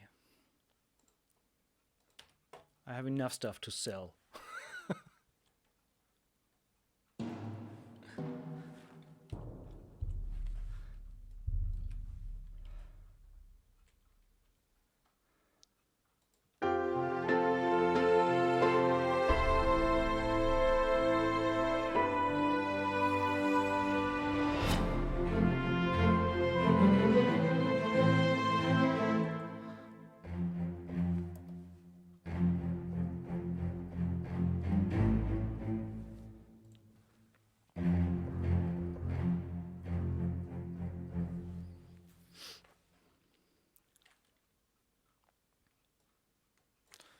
So this is the short lows, and this actually eighth notes.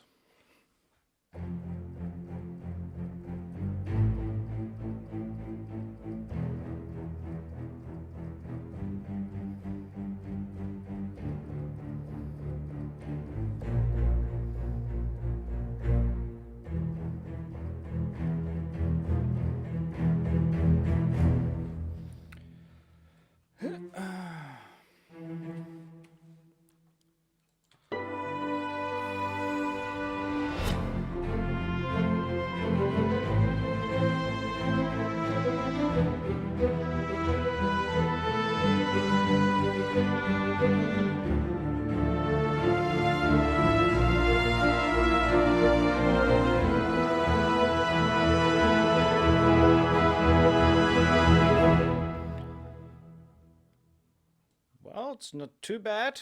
At least a little bit harmonic movement in there.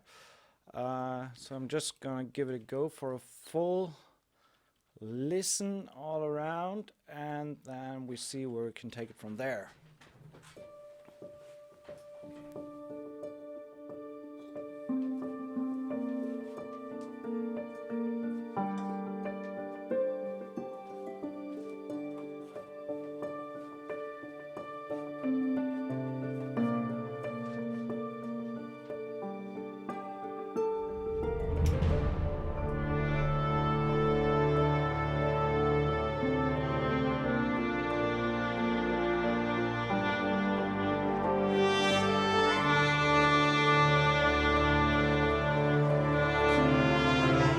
Actually, that happened because I duplicated that brass track there.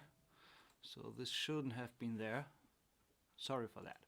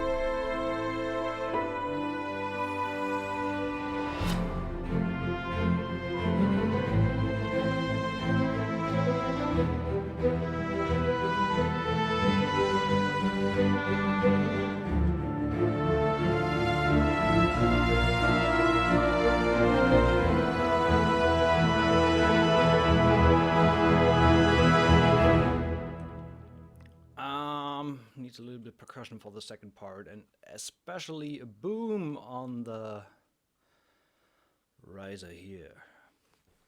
So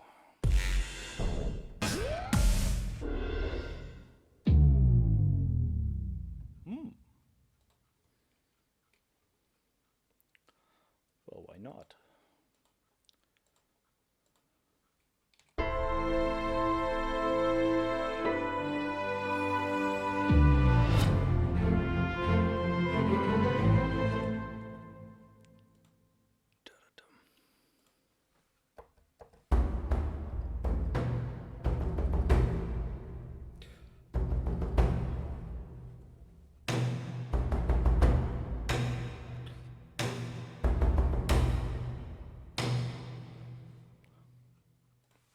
Let's see.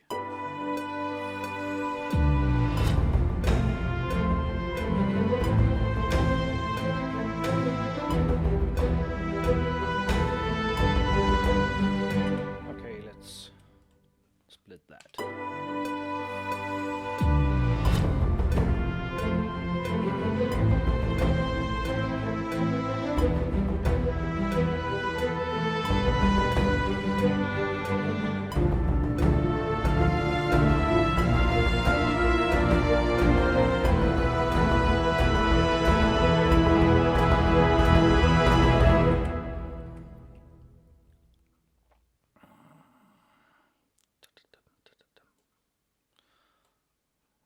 Went a little bit fast in the end.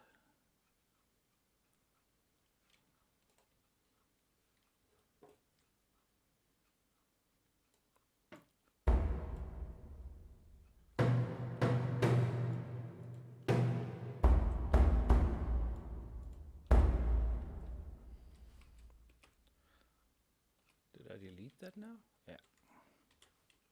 Okay. So next one.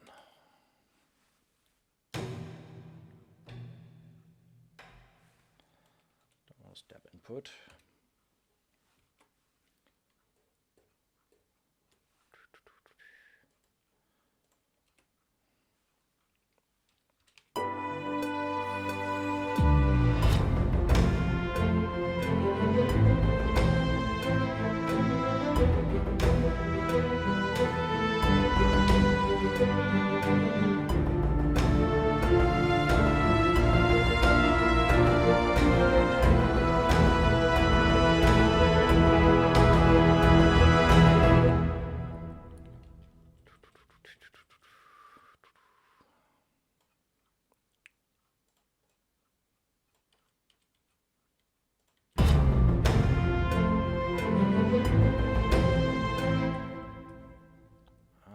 Let's bring the steps to the low brass.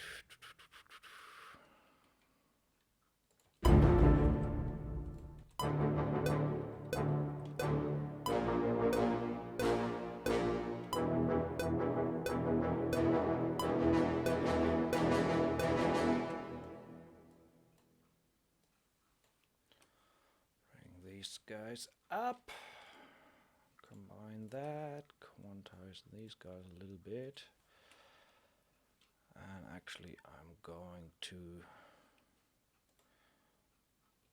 what did I do here? Oh, let's not go with the 8th notes there, but copy this over and get rid of the high stuff here.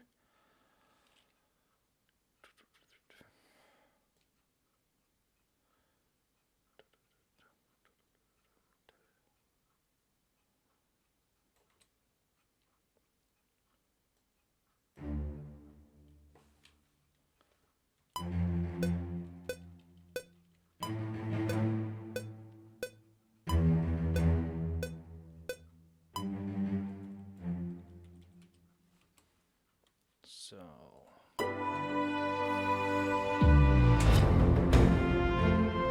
what was that?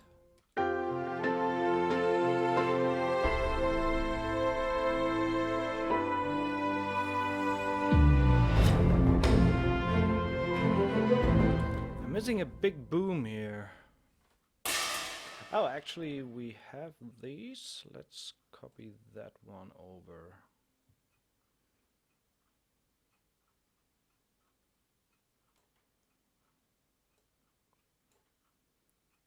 Nope, this is not the one I'm looking for. This is the guy.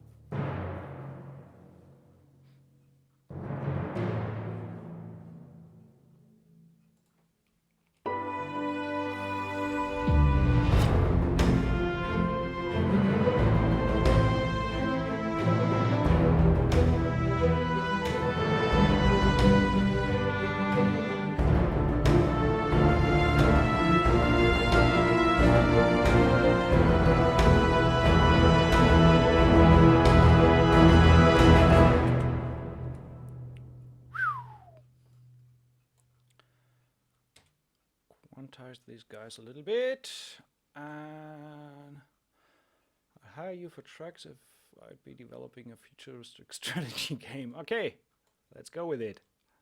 Where's the game?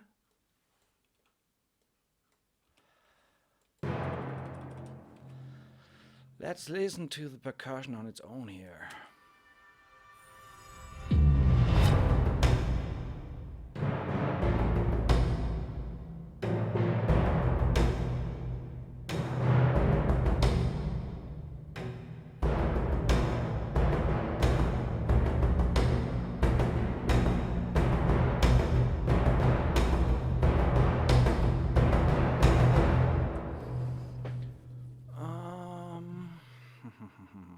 Orchestral percussion.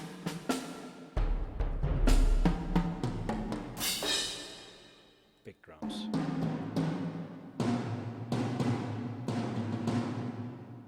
Yeah, this guy.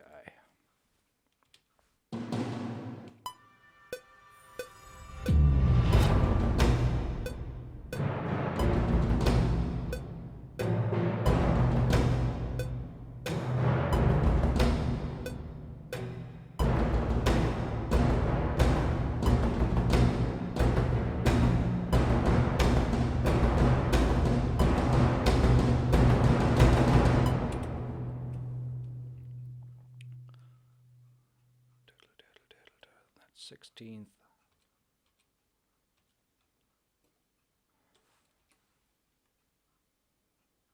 (44.1). Yeah, pretty much always on work on 44.1.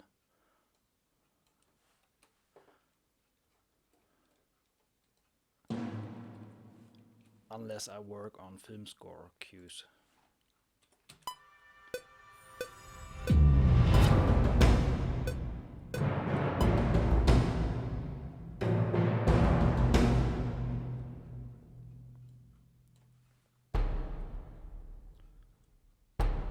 Let's go with the big booms on the first beat of the bars.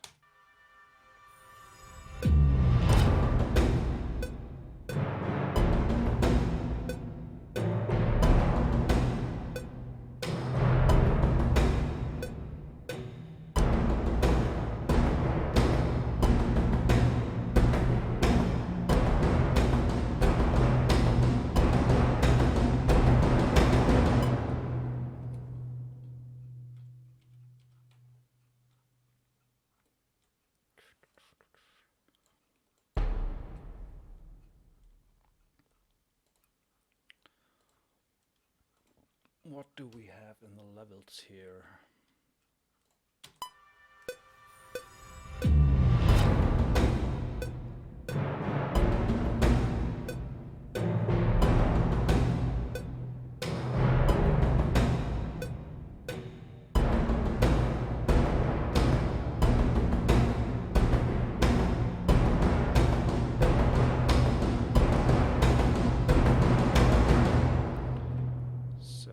Definitely needs another drone riser here.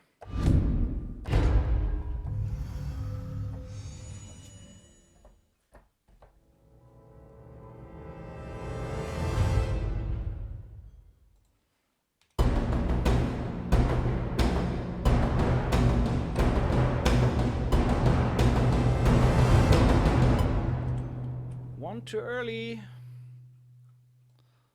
There we go.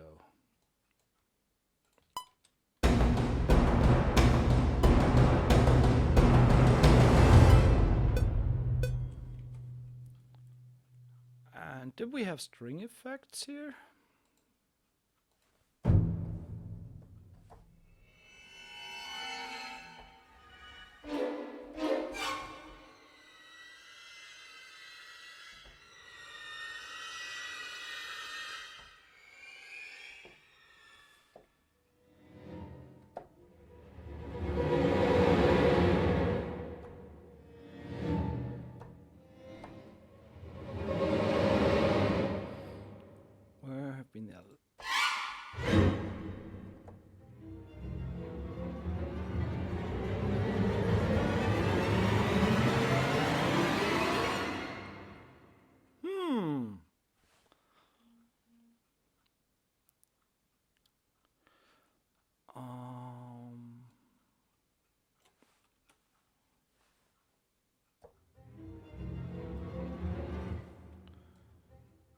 idea if that works. Just trying it out here.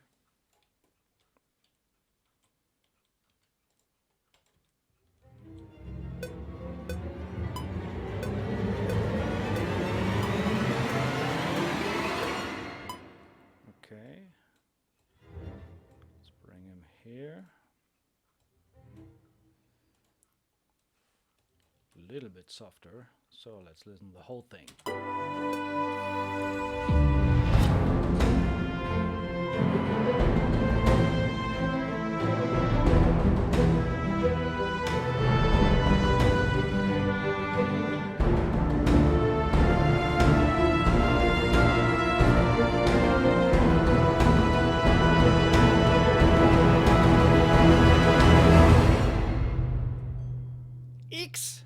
Let's end this a little bit earlier. And definitely the staccato strings need a little bit support there. And we still have the violin shorts from 2.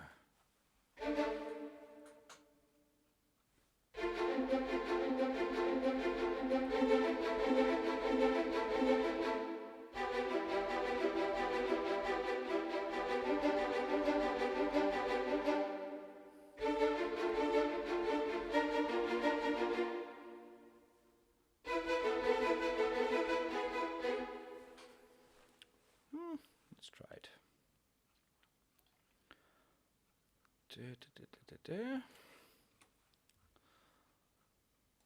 16th. So.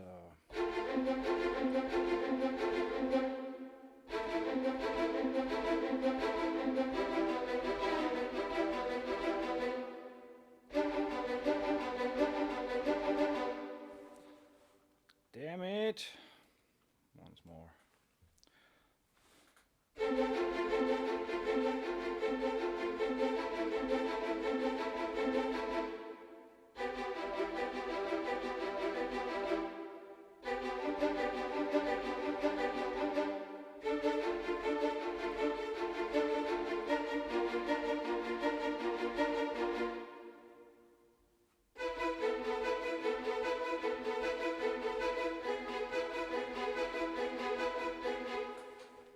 So, and actually I can't play them loud, just need to figure out when.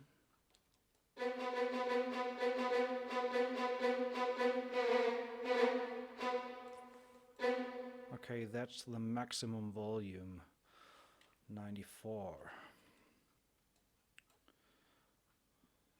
Bring these guys a little bit down and try to have them rise. Last one.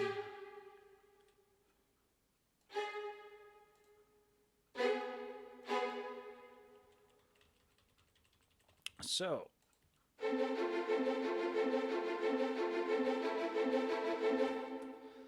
we combine that with the short strings from Essentials 1.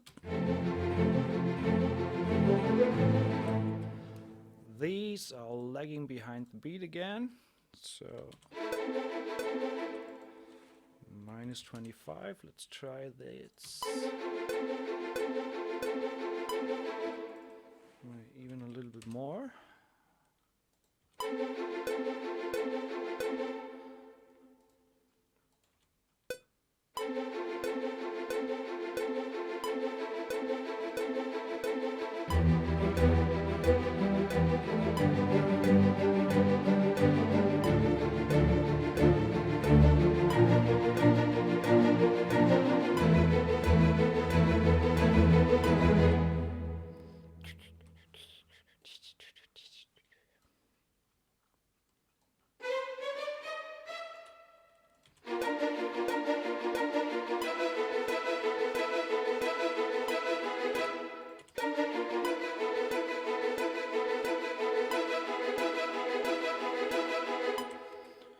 So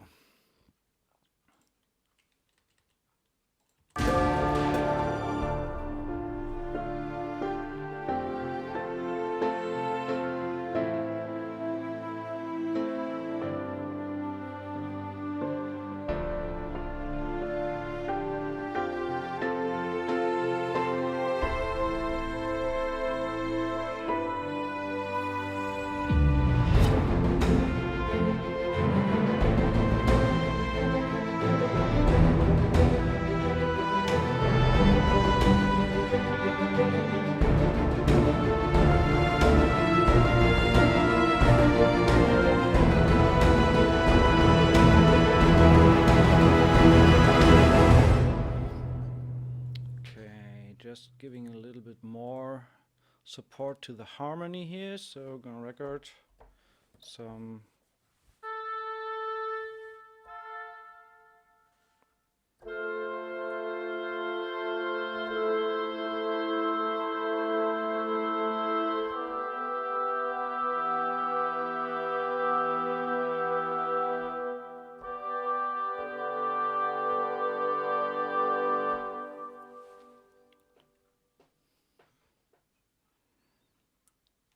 let's do this as steps. I just want some wide open harmonies in the woodwinds here, so I'll go with full notes. Actually, let's bring this up.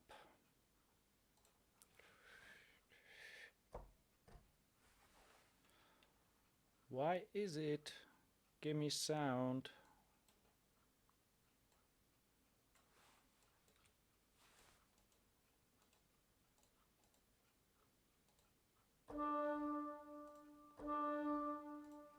So, once more.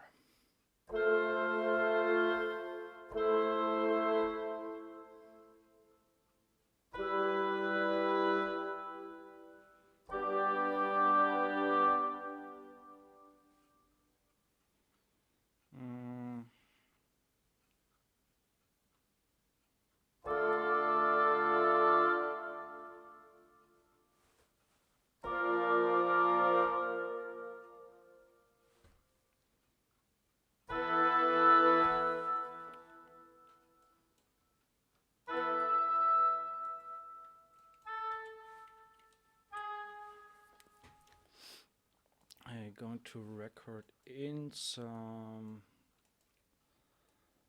since these don't react to mod wheel, we're doing some expression recording.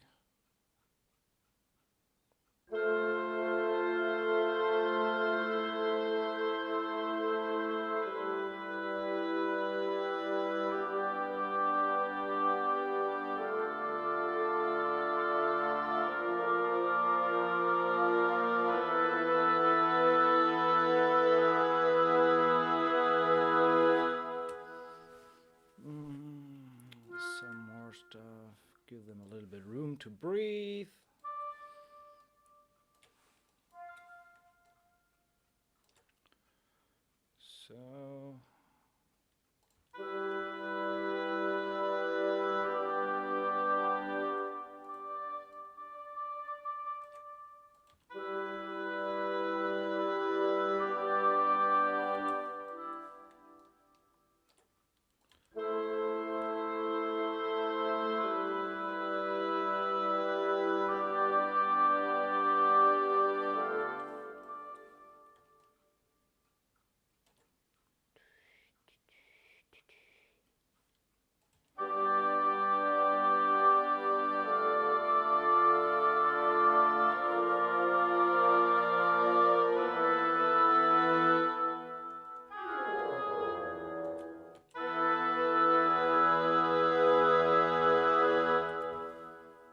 So let's see if that actually works in context. Let's check just the instruments here.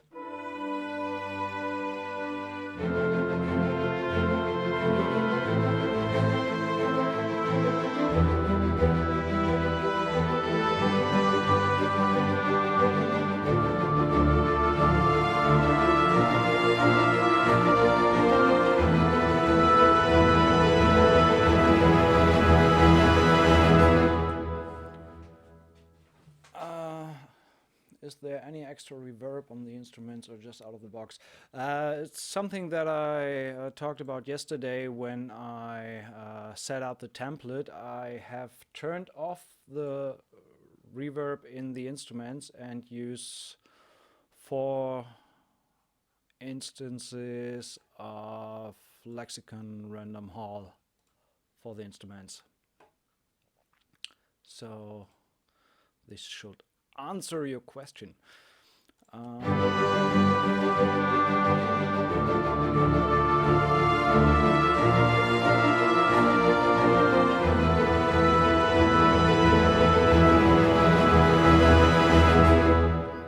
As you can see, even if I turned down a lot of these instruments to -6, well, not the church organ, we're still hitting the red. So I will take care of that later on to bring that down when it gets to a little bit of mixing. How far are we actually with the track? We are at 150. I feel like I'm going to an end with it. It doesn't feel like it should end there. Might easily be a 4-minute track or something, but I will try to find some nice turnaround for the ending here. Maybe go epic there, since we're leading to a climax or something like that. So once more, this is what we have already.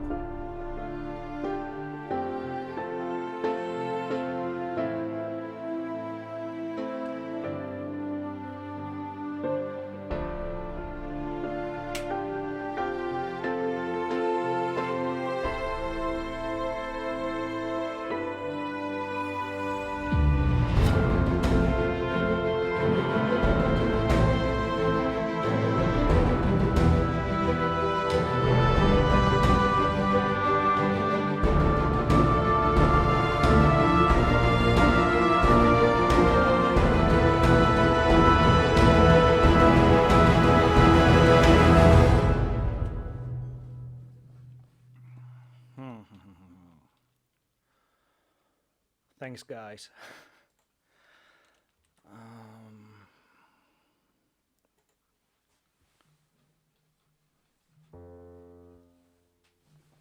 Where's my pedal?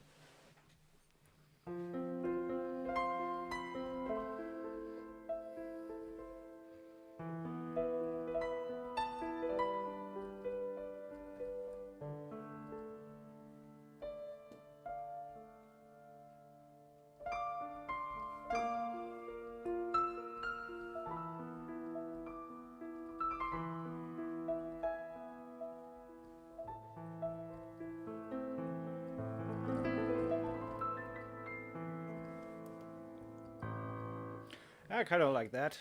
Just repeating the theme there, and I think I play that without click.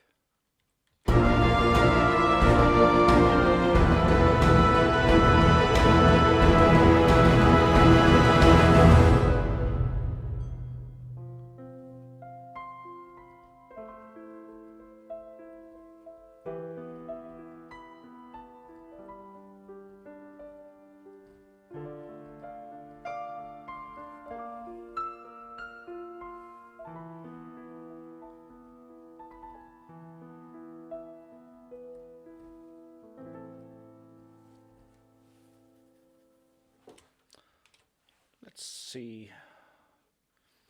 Bring in some Sordino strings for the end.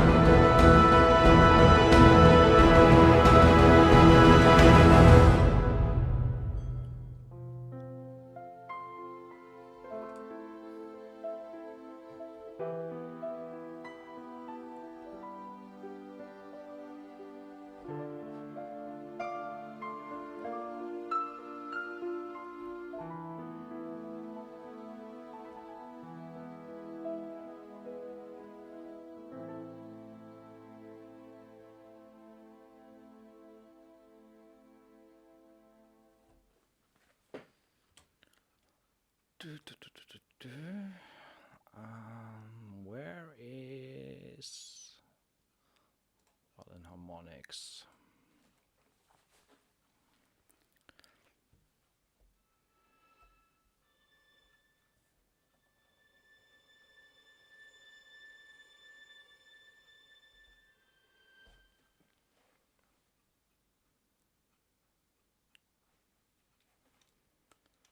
Do you sometimes use electronic instrument to mix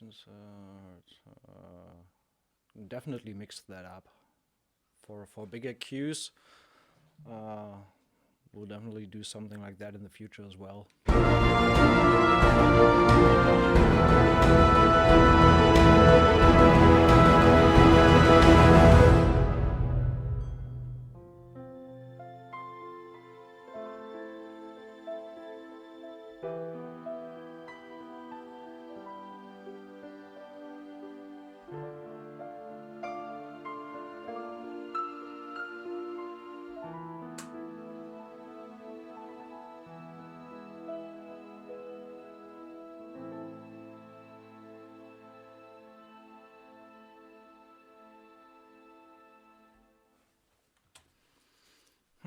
Actually, these guys could use a little bit more reverb. Then I'm going to put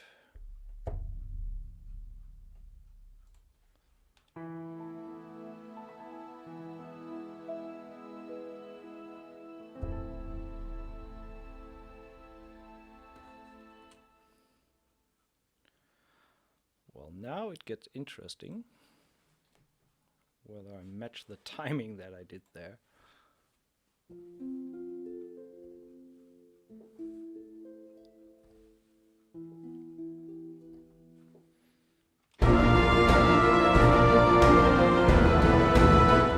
Actually, let's try to put the piano underneath that I have at least a visual guideline what I did there.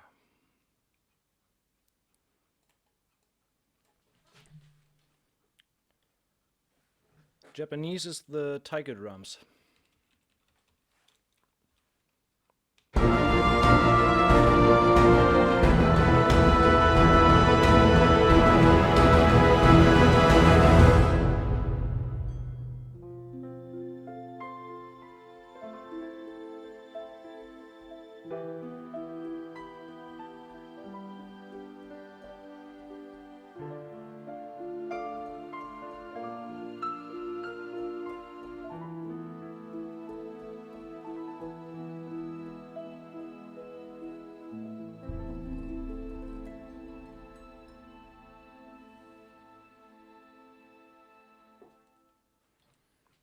Should line up at least for the most part of it.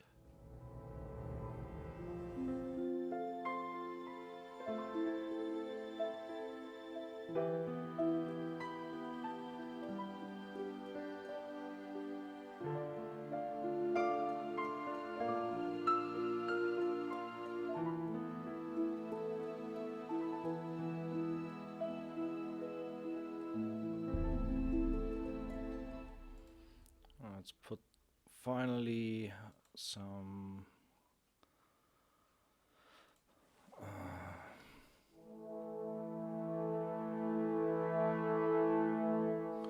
actually I think let's included a patch from Symphonia that I really like in the mixed orchestra.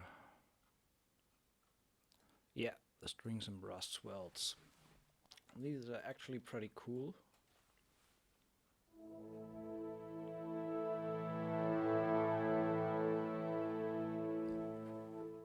All right, so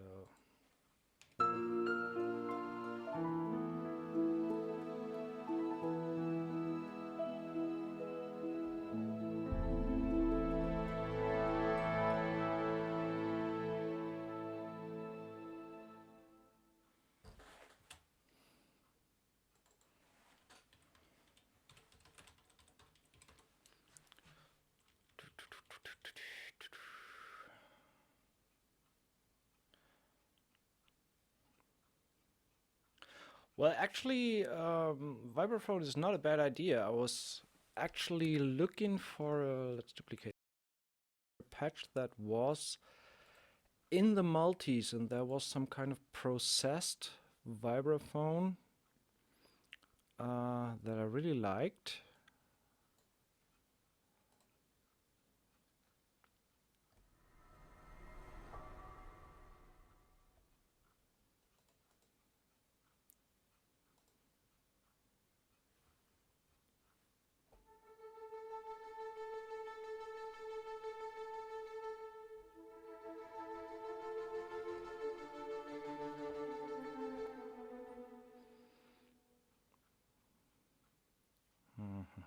Which one was it?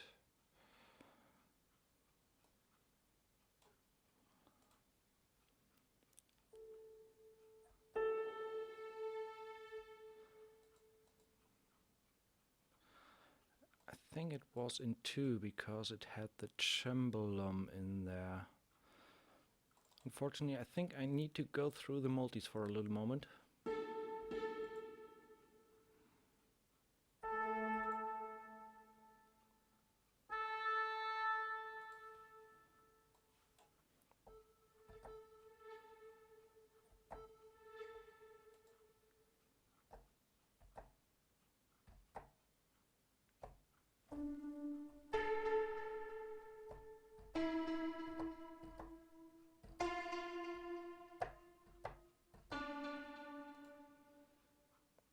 Damn it.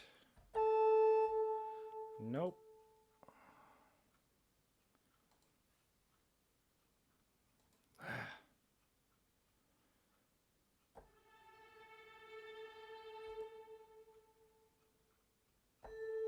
There it is. This was the patch. So let's get rid of the choir here and of the choir ensemble.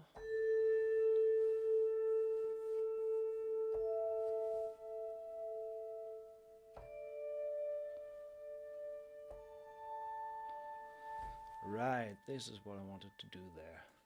So let's send this guy to where is it? To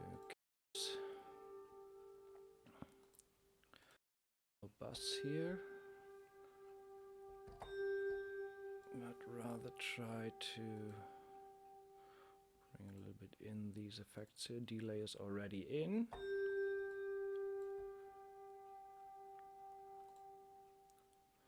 Put in a little bit more reverb.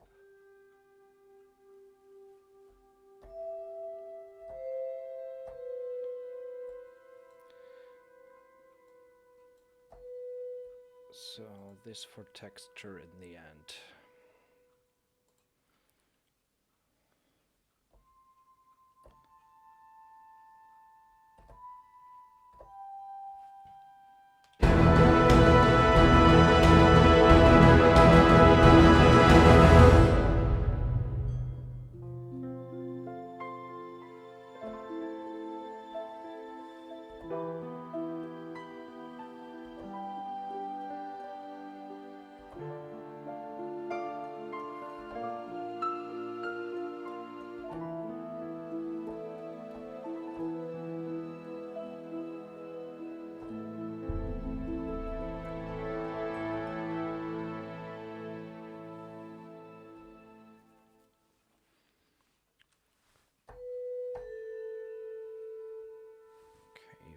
Wonders. Had it a little bit too soft.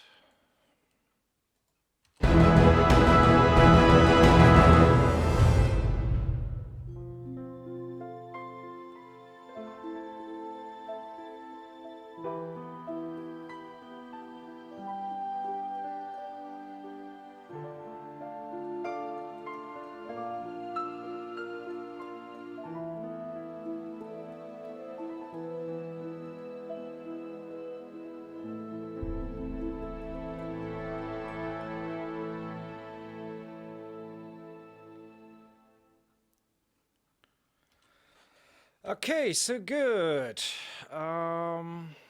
Let's take a little bit a look at the mixing side. Won't do too much though. Just some stamp processing. Bring up the mixer. I can see, so we're hitting by 4 dB. Kind of do that anyway. Bring these guys down. Oh, first of all, link them.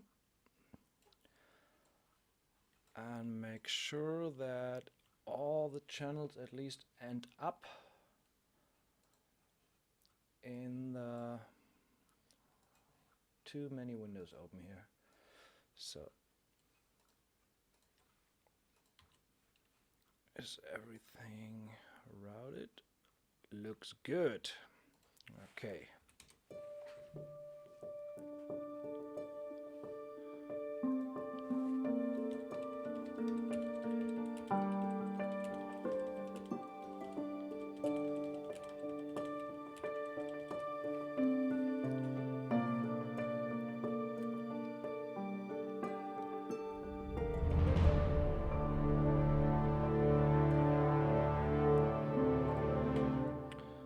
Check the loudest part in a minute. What you say? Mistaken the harp? I never make mistakes.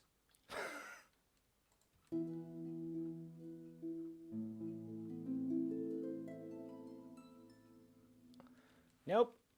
Everything's fine, but maybe in the piano.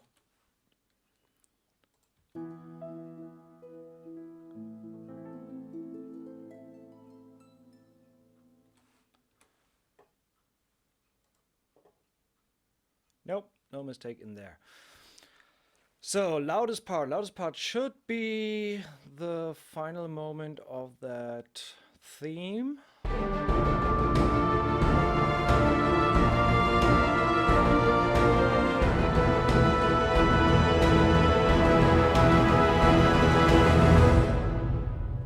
We're still hitting a little bit, so let's bring that down another bit. So let's take these guys. First of all, safe. And finally, I think if we have the swell in the brass and the strings for the ending, why not do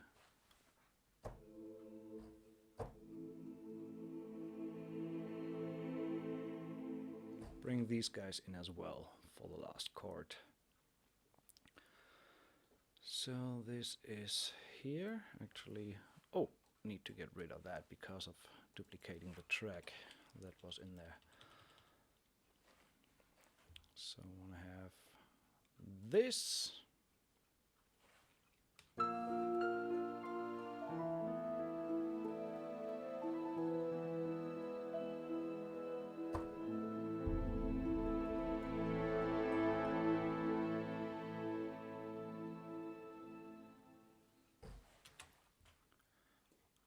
I think for the sake of being covered in all frequencies,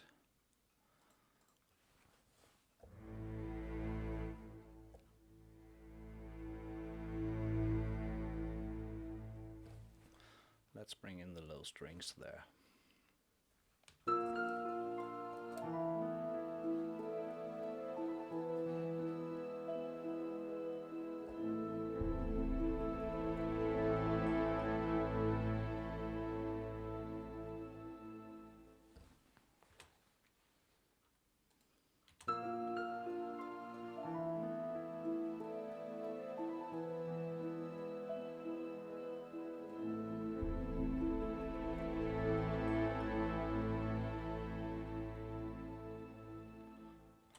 One could argue that you could line everything up for the last chord and make it more even, but I like the feeling of that ritardando or free feel there.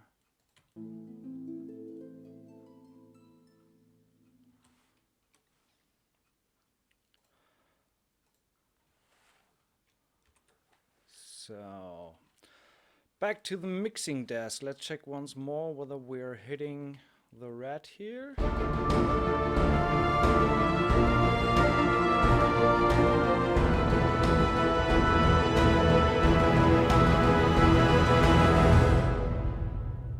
looks good so far.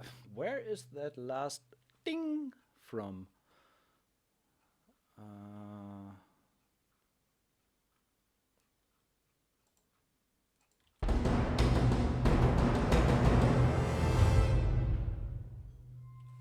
I think it's from the drone riser.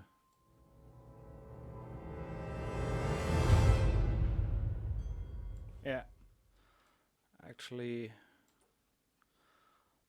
let's get rid of that by turning expression all the way down when we're finished with that.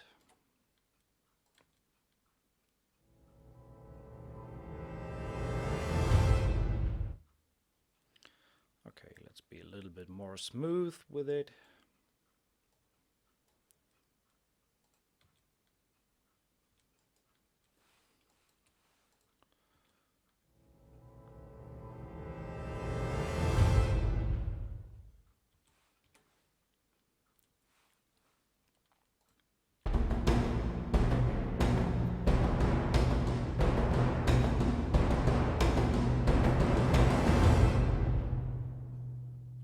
That's better.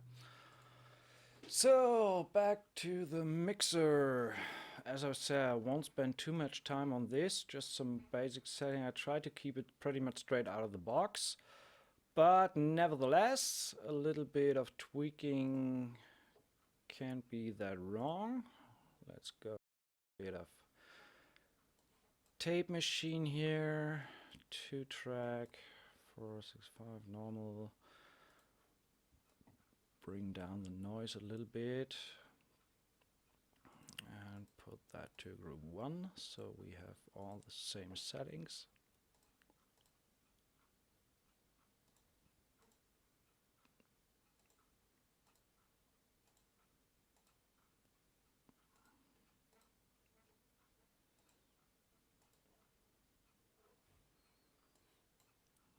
Put that to group 1. Same for the, well, actually I don't put that on the master, but put all of these guys onto a submaster folder. Let's put that over there. So this is my actual master fader.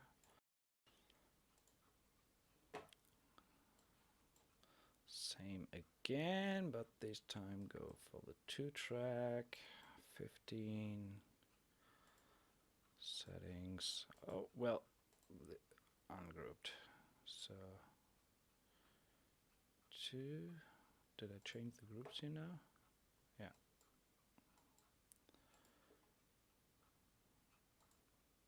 So that should be fine. Bring that a little bit down. So, gonna take another listen.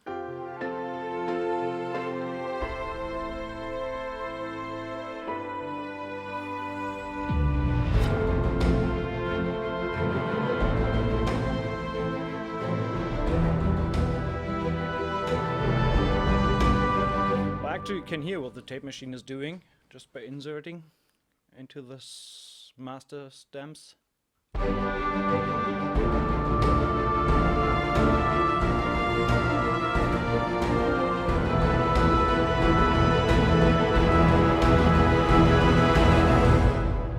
And it derives even a little bit more, so we bring that down a little bit more. As you can see, I'm -5, -6 already, but that's fine.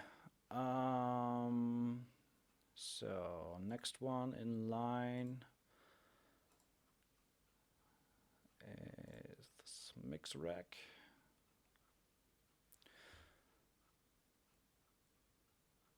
So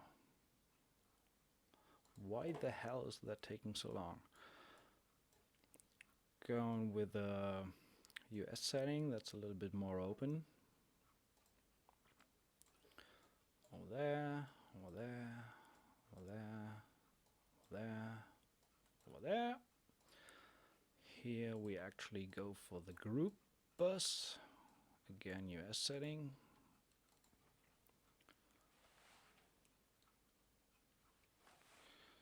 So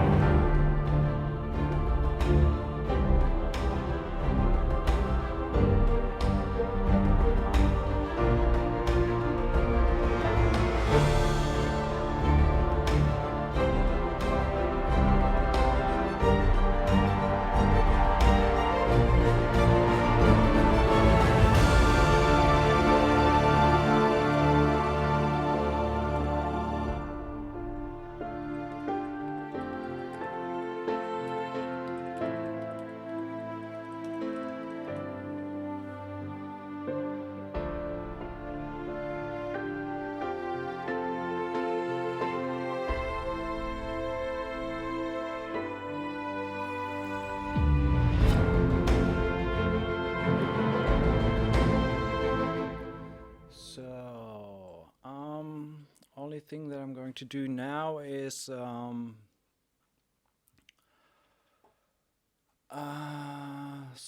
master boss plugins and a little bit of limiting, and the only thing that I'm going to do is to the percussion, so let's actually listen to that on its own, is to add a little bit of compression there, because I always feel they're a little bit too dynamic. So let's add in slate gray.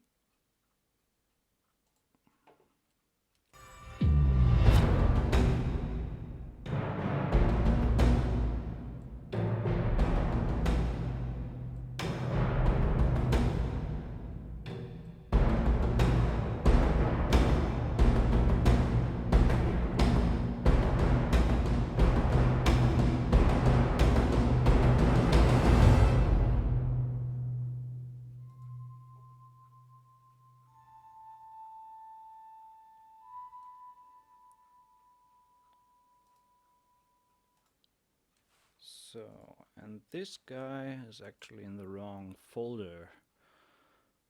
K for Wonders belongs to the add-ons. And the riser can stay there. Let's give it a red color here. No, not red. So,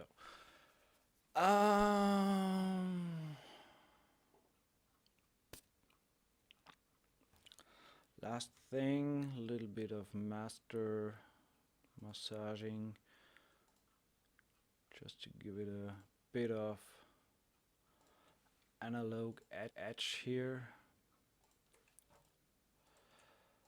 Actually, the CL2A is doing nothing here in terms of compressing, but I just like the sound of the emulation. Same with, no, not with this guy. Tech. So, actually, I just give a hint of a boost at around 12K, just to bring a little bit out the sparkle. And last but not least, let's put on a little bit where we are. L2 for the win, but just giving it kind of 2 dB of limiting, and finally the Fab Filter Pro L. Film Score, Gentle and Music Guild, it's a pretty nice setting for this. Bring it down and adjust to taste. I think I go with 3.8. Let's listen. And actually, I think I need to turn down the stream a little bit so you get no distortion.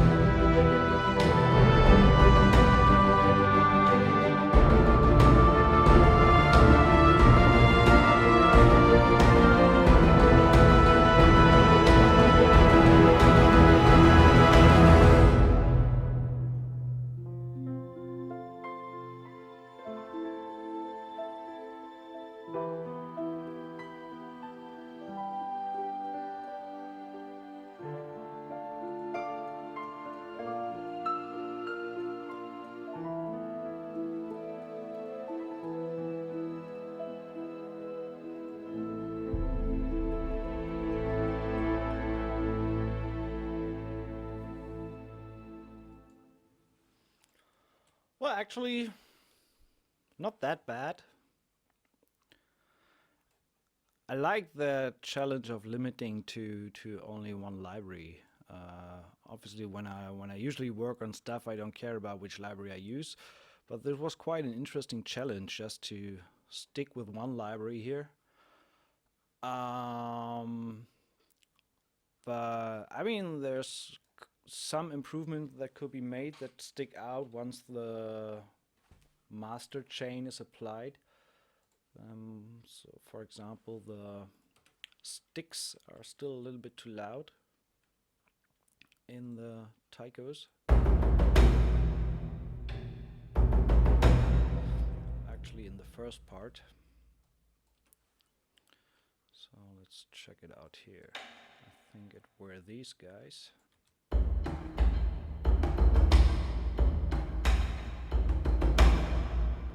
bring them a little bit down.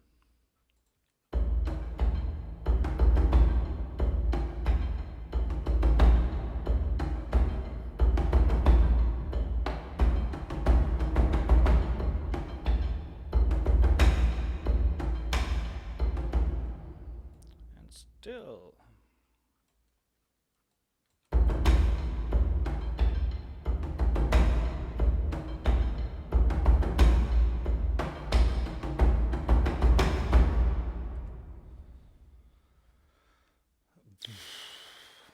There's something I should avoid when making orchestra music. Well, I think the most important thing is that most of the mix happens in the arrangement. So keep in mind not to put it too full. So when your strings get buried or something, rather omit other elements than trying to EQ anything to make it sit. So I have no EQ at all going on in this, apart from a little bit of sparkle on the master bus. So, but that's my personal approach. Somebody else might work differently there. I prefer to not spend too much time on mixing later on. I rather try to balance the template and be ready to go when once the track is written. Um, Other than that, I think you can't avoid to study anything or look at scores. Buy some music scores, buy classical stuff, and yeah, there's no way around learning orchestration. Um, in the end, you need to know what you're doing. I mean, in the end, I'm not classically trained, so I have no formal training at all. I just learned that myself. And I definitely I'm pretty sure that I make a lot of mistakes regarding classical orchestration.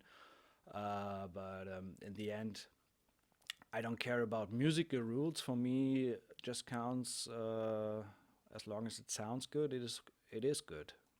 So that's my approach there. I know that some people think about that differently, but each to his or her own. I like what I'm doing. I think that's the most important thing there, that you're happy with what you're doing. And other than that, training, training, training. Just keep doing. This is the only thing that helps. So one more final listen, and then we're good with it.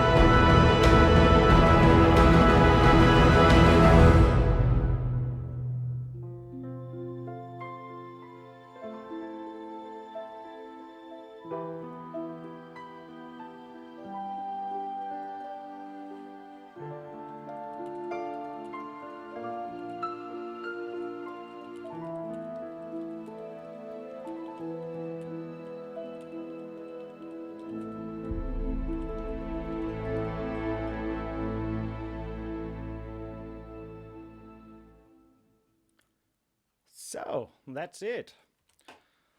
Let's export this guy and put it up to SoundCloud. I have no idea right now what I'm going to do with it. I will see later on. So let's put it there. YouTube Toots PSOE. Any idea for a name?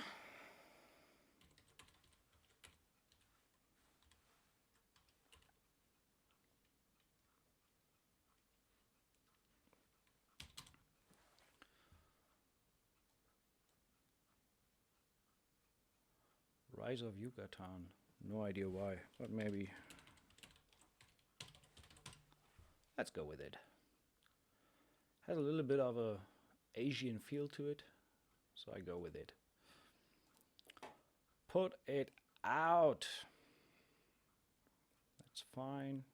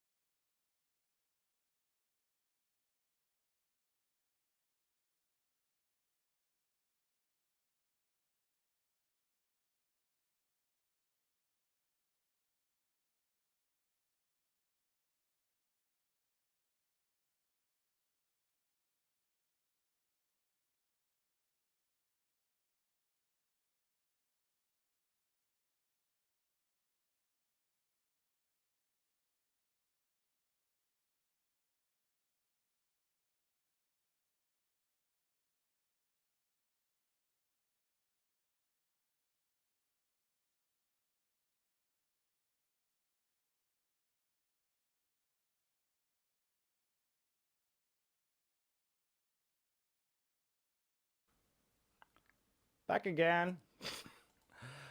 Voice meter banana? What's that?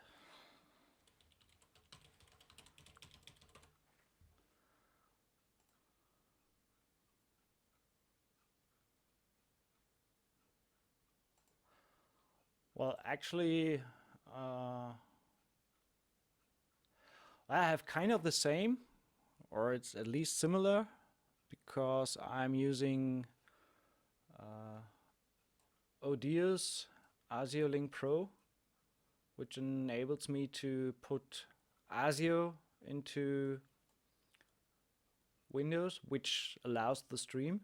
So, but still, I like to have the control with the voice over channel in Cubase. That's the only downside to it when I export, but usually I don't need to export on the stream. Anyway, guys, thanks so much for watching tonight, and enjoy your time. Hope you got something from it. It will be available on YouTube later on, so I don't need to worry about the 7 days here on Twitch. And yeah, more to come in the future. Going to take a look at a few other libraries that I have in mind. And a lot of stuff to cover for this year. So see you soon, hopefully. Enjoy your night. Bye bye.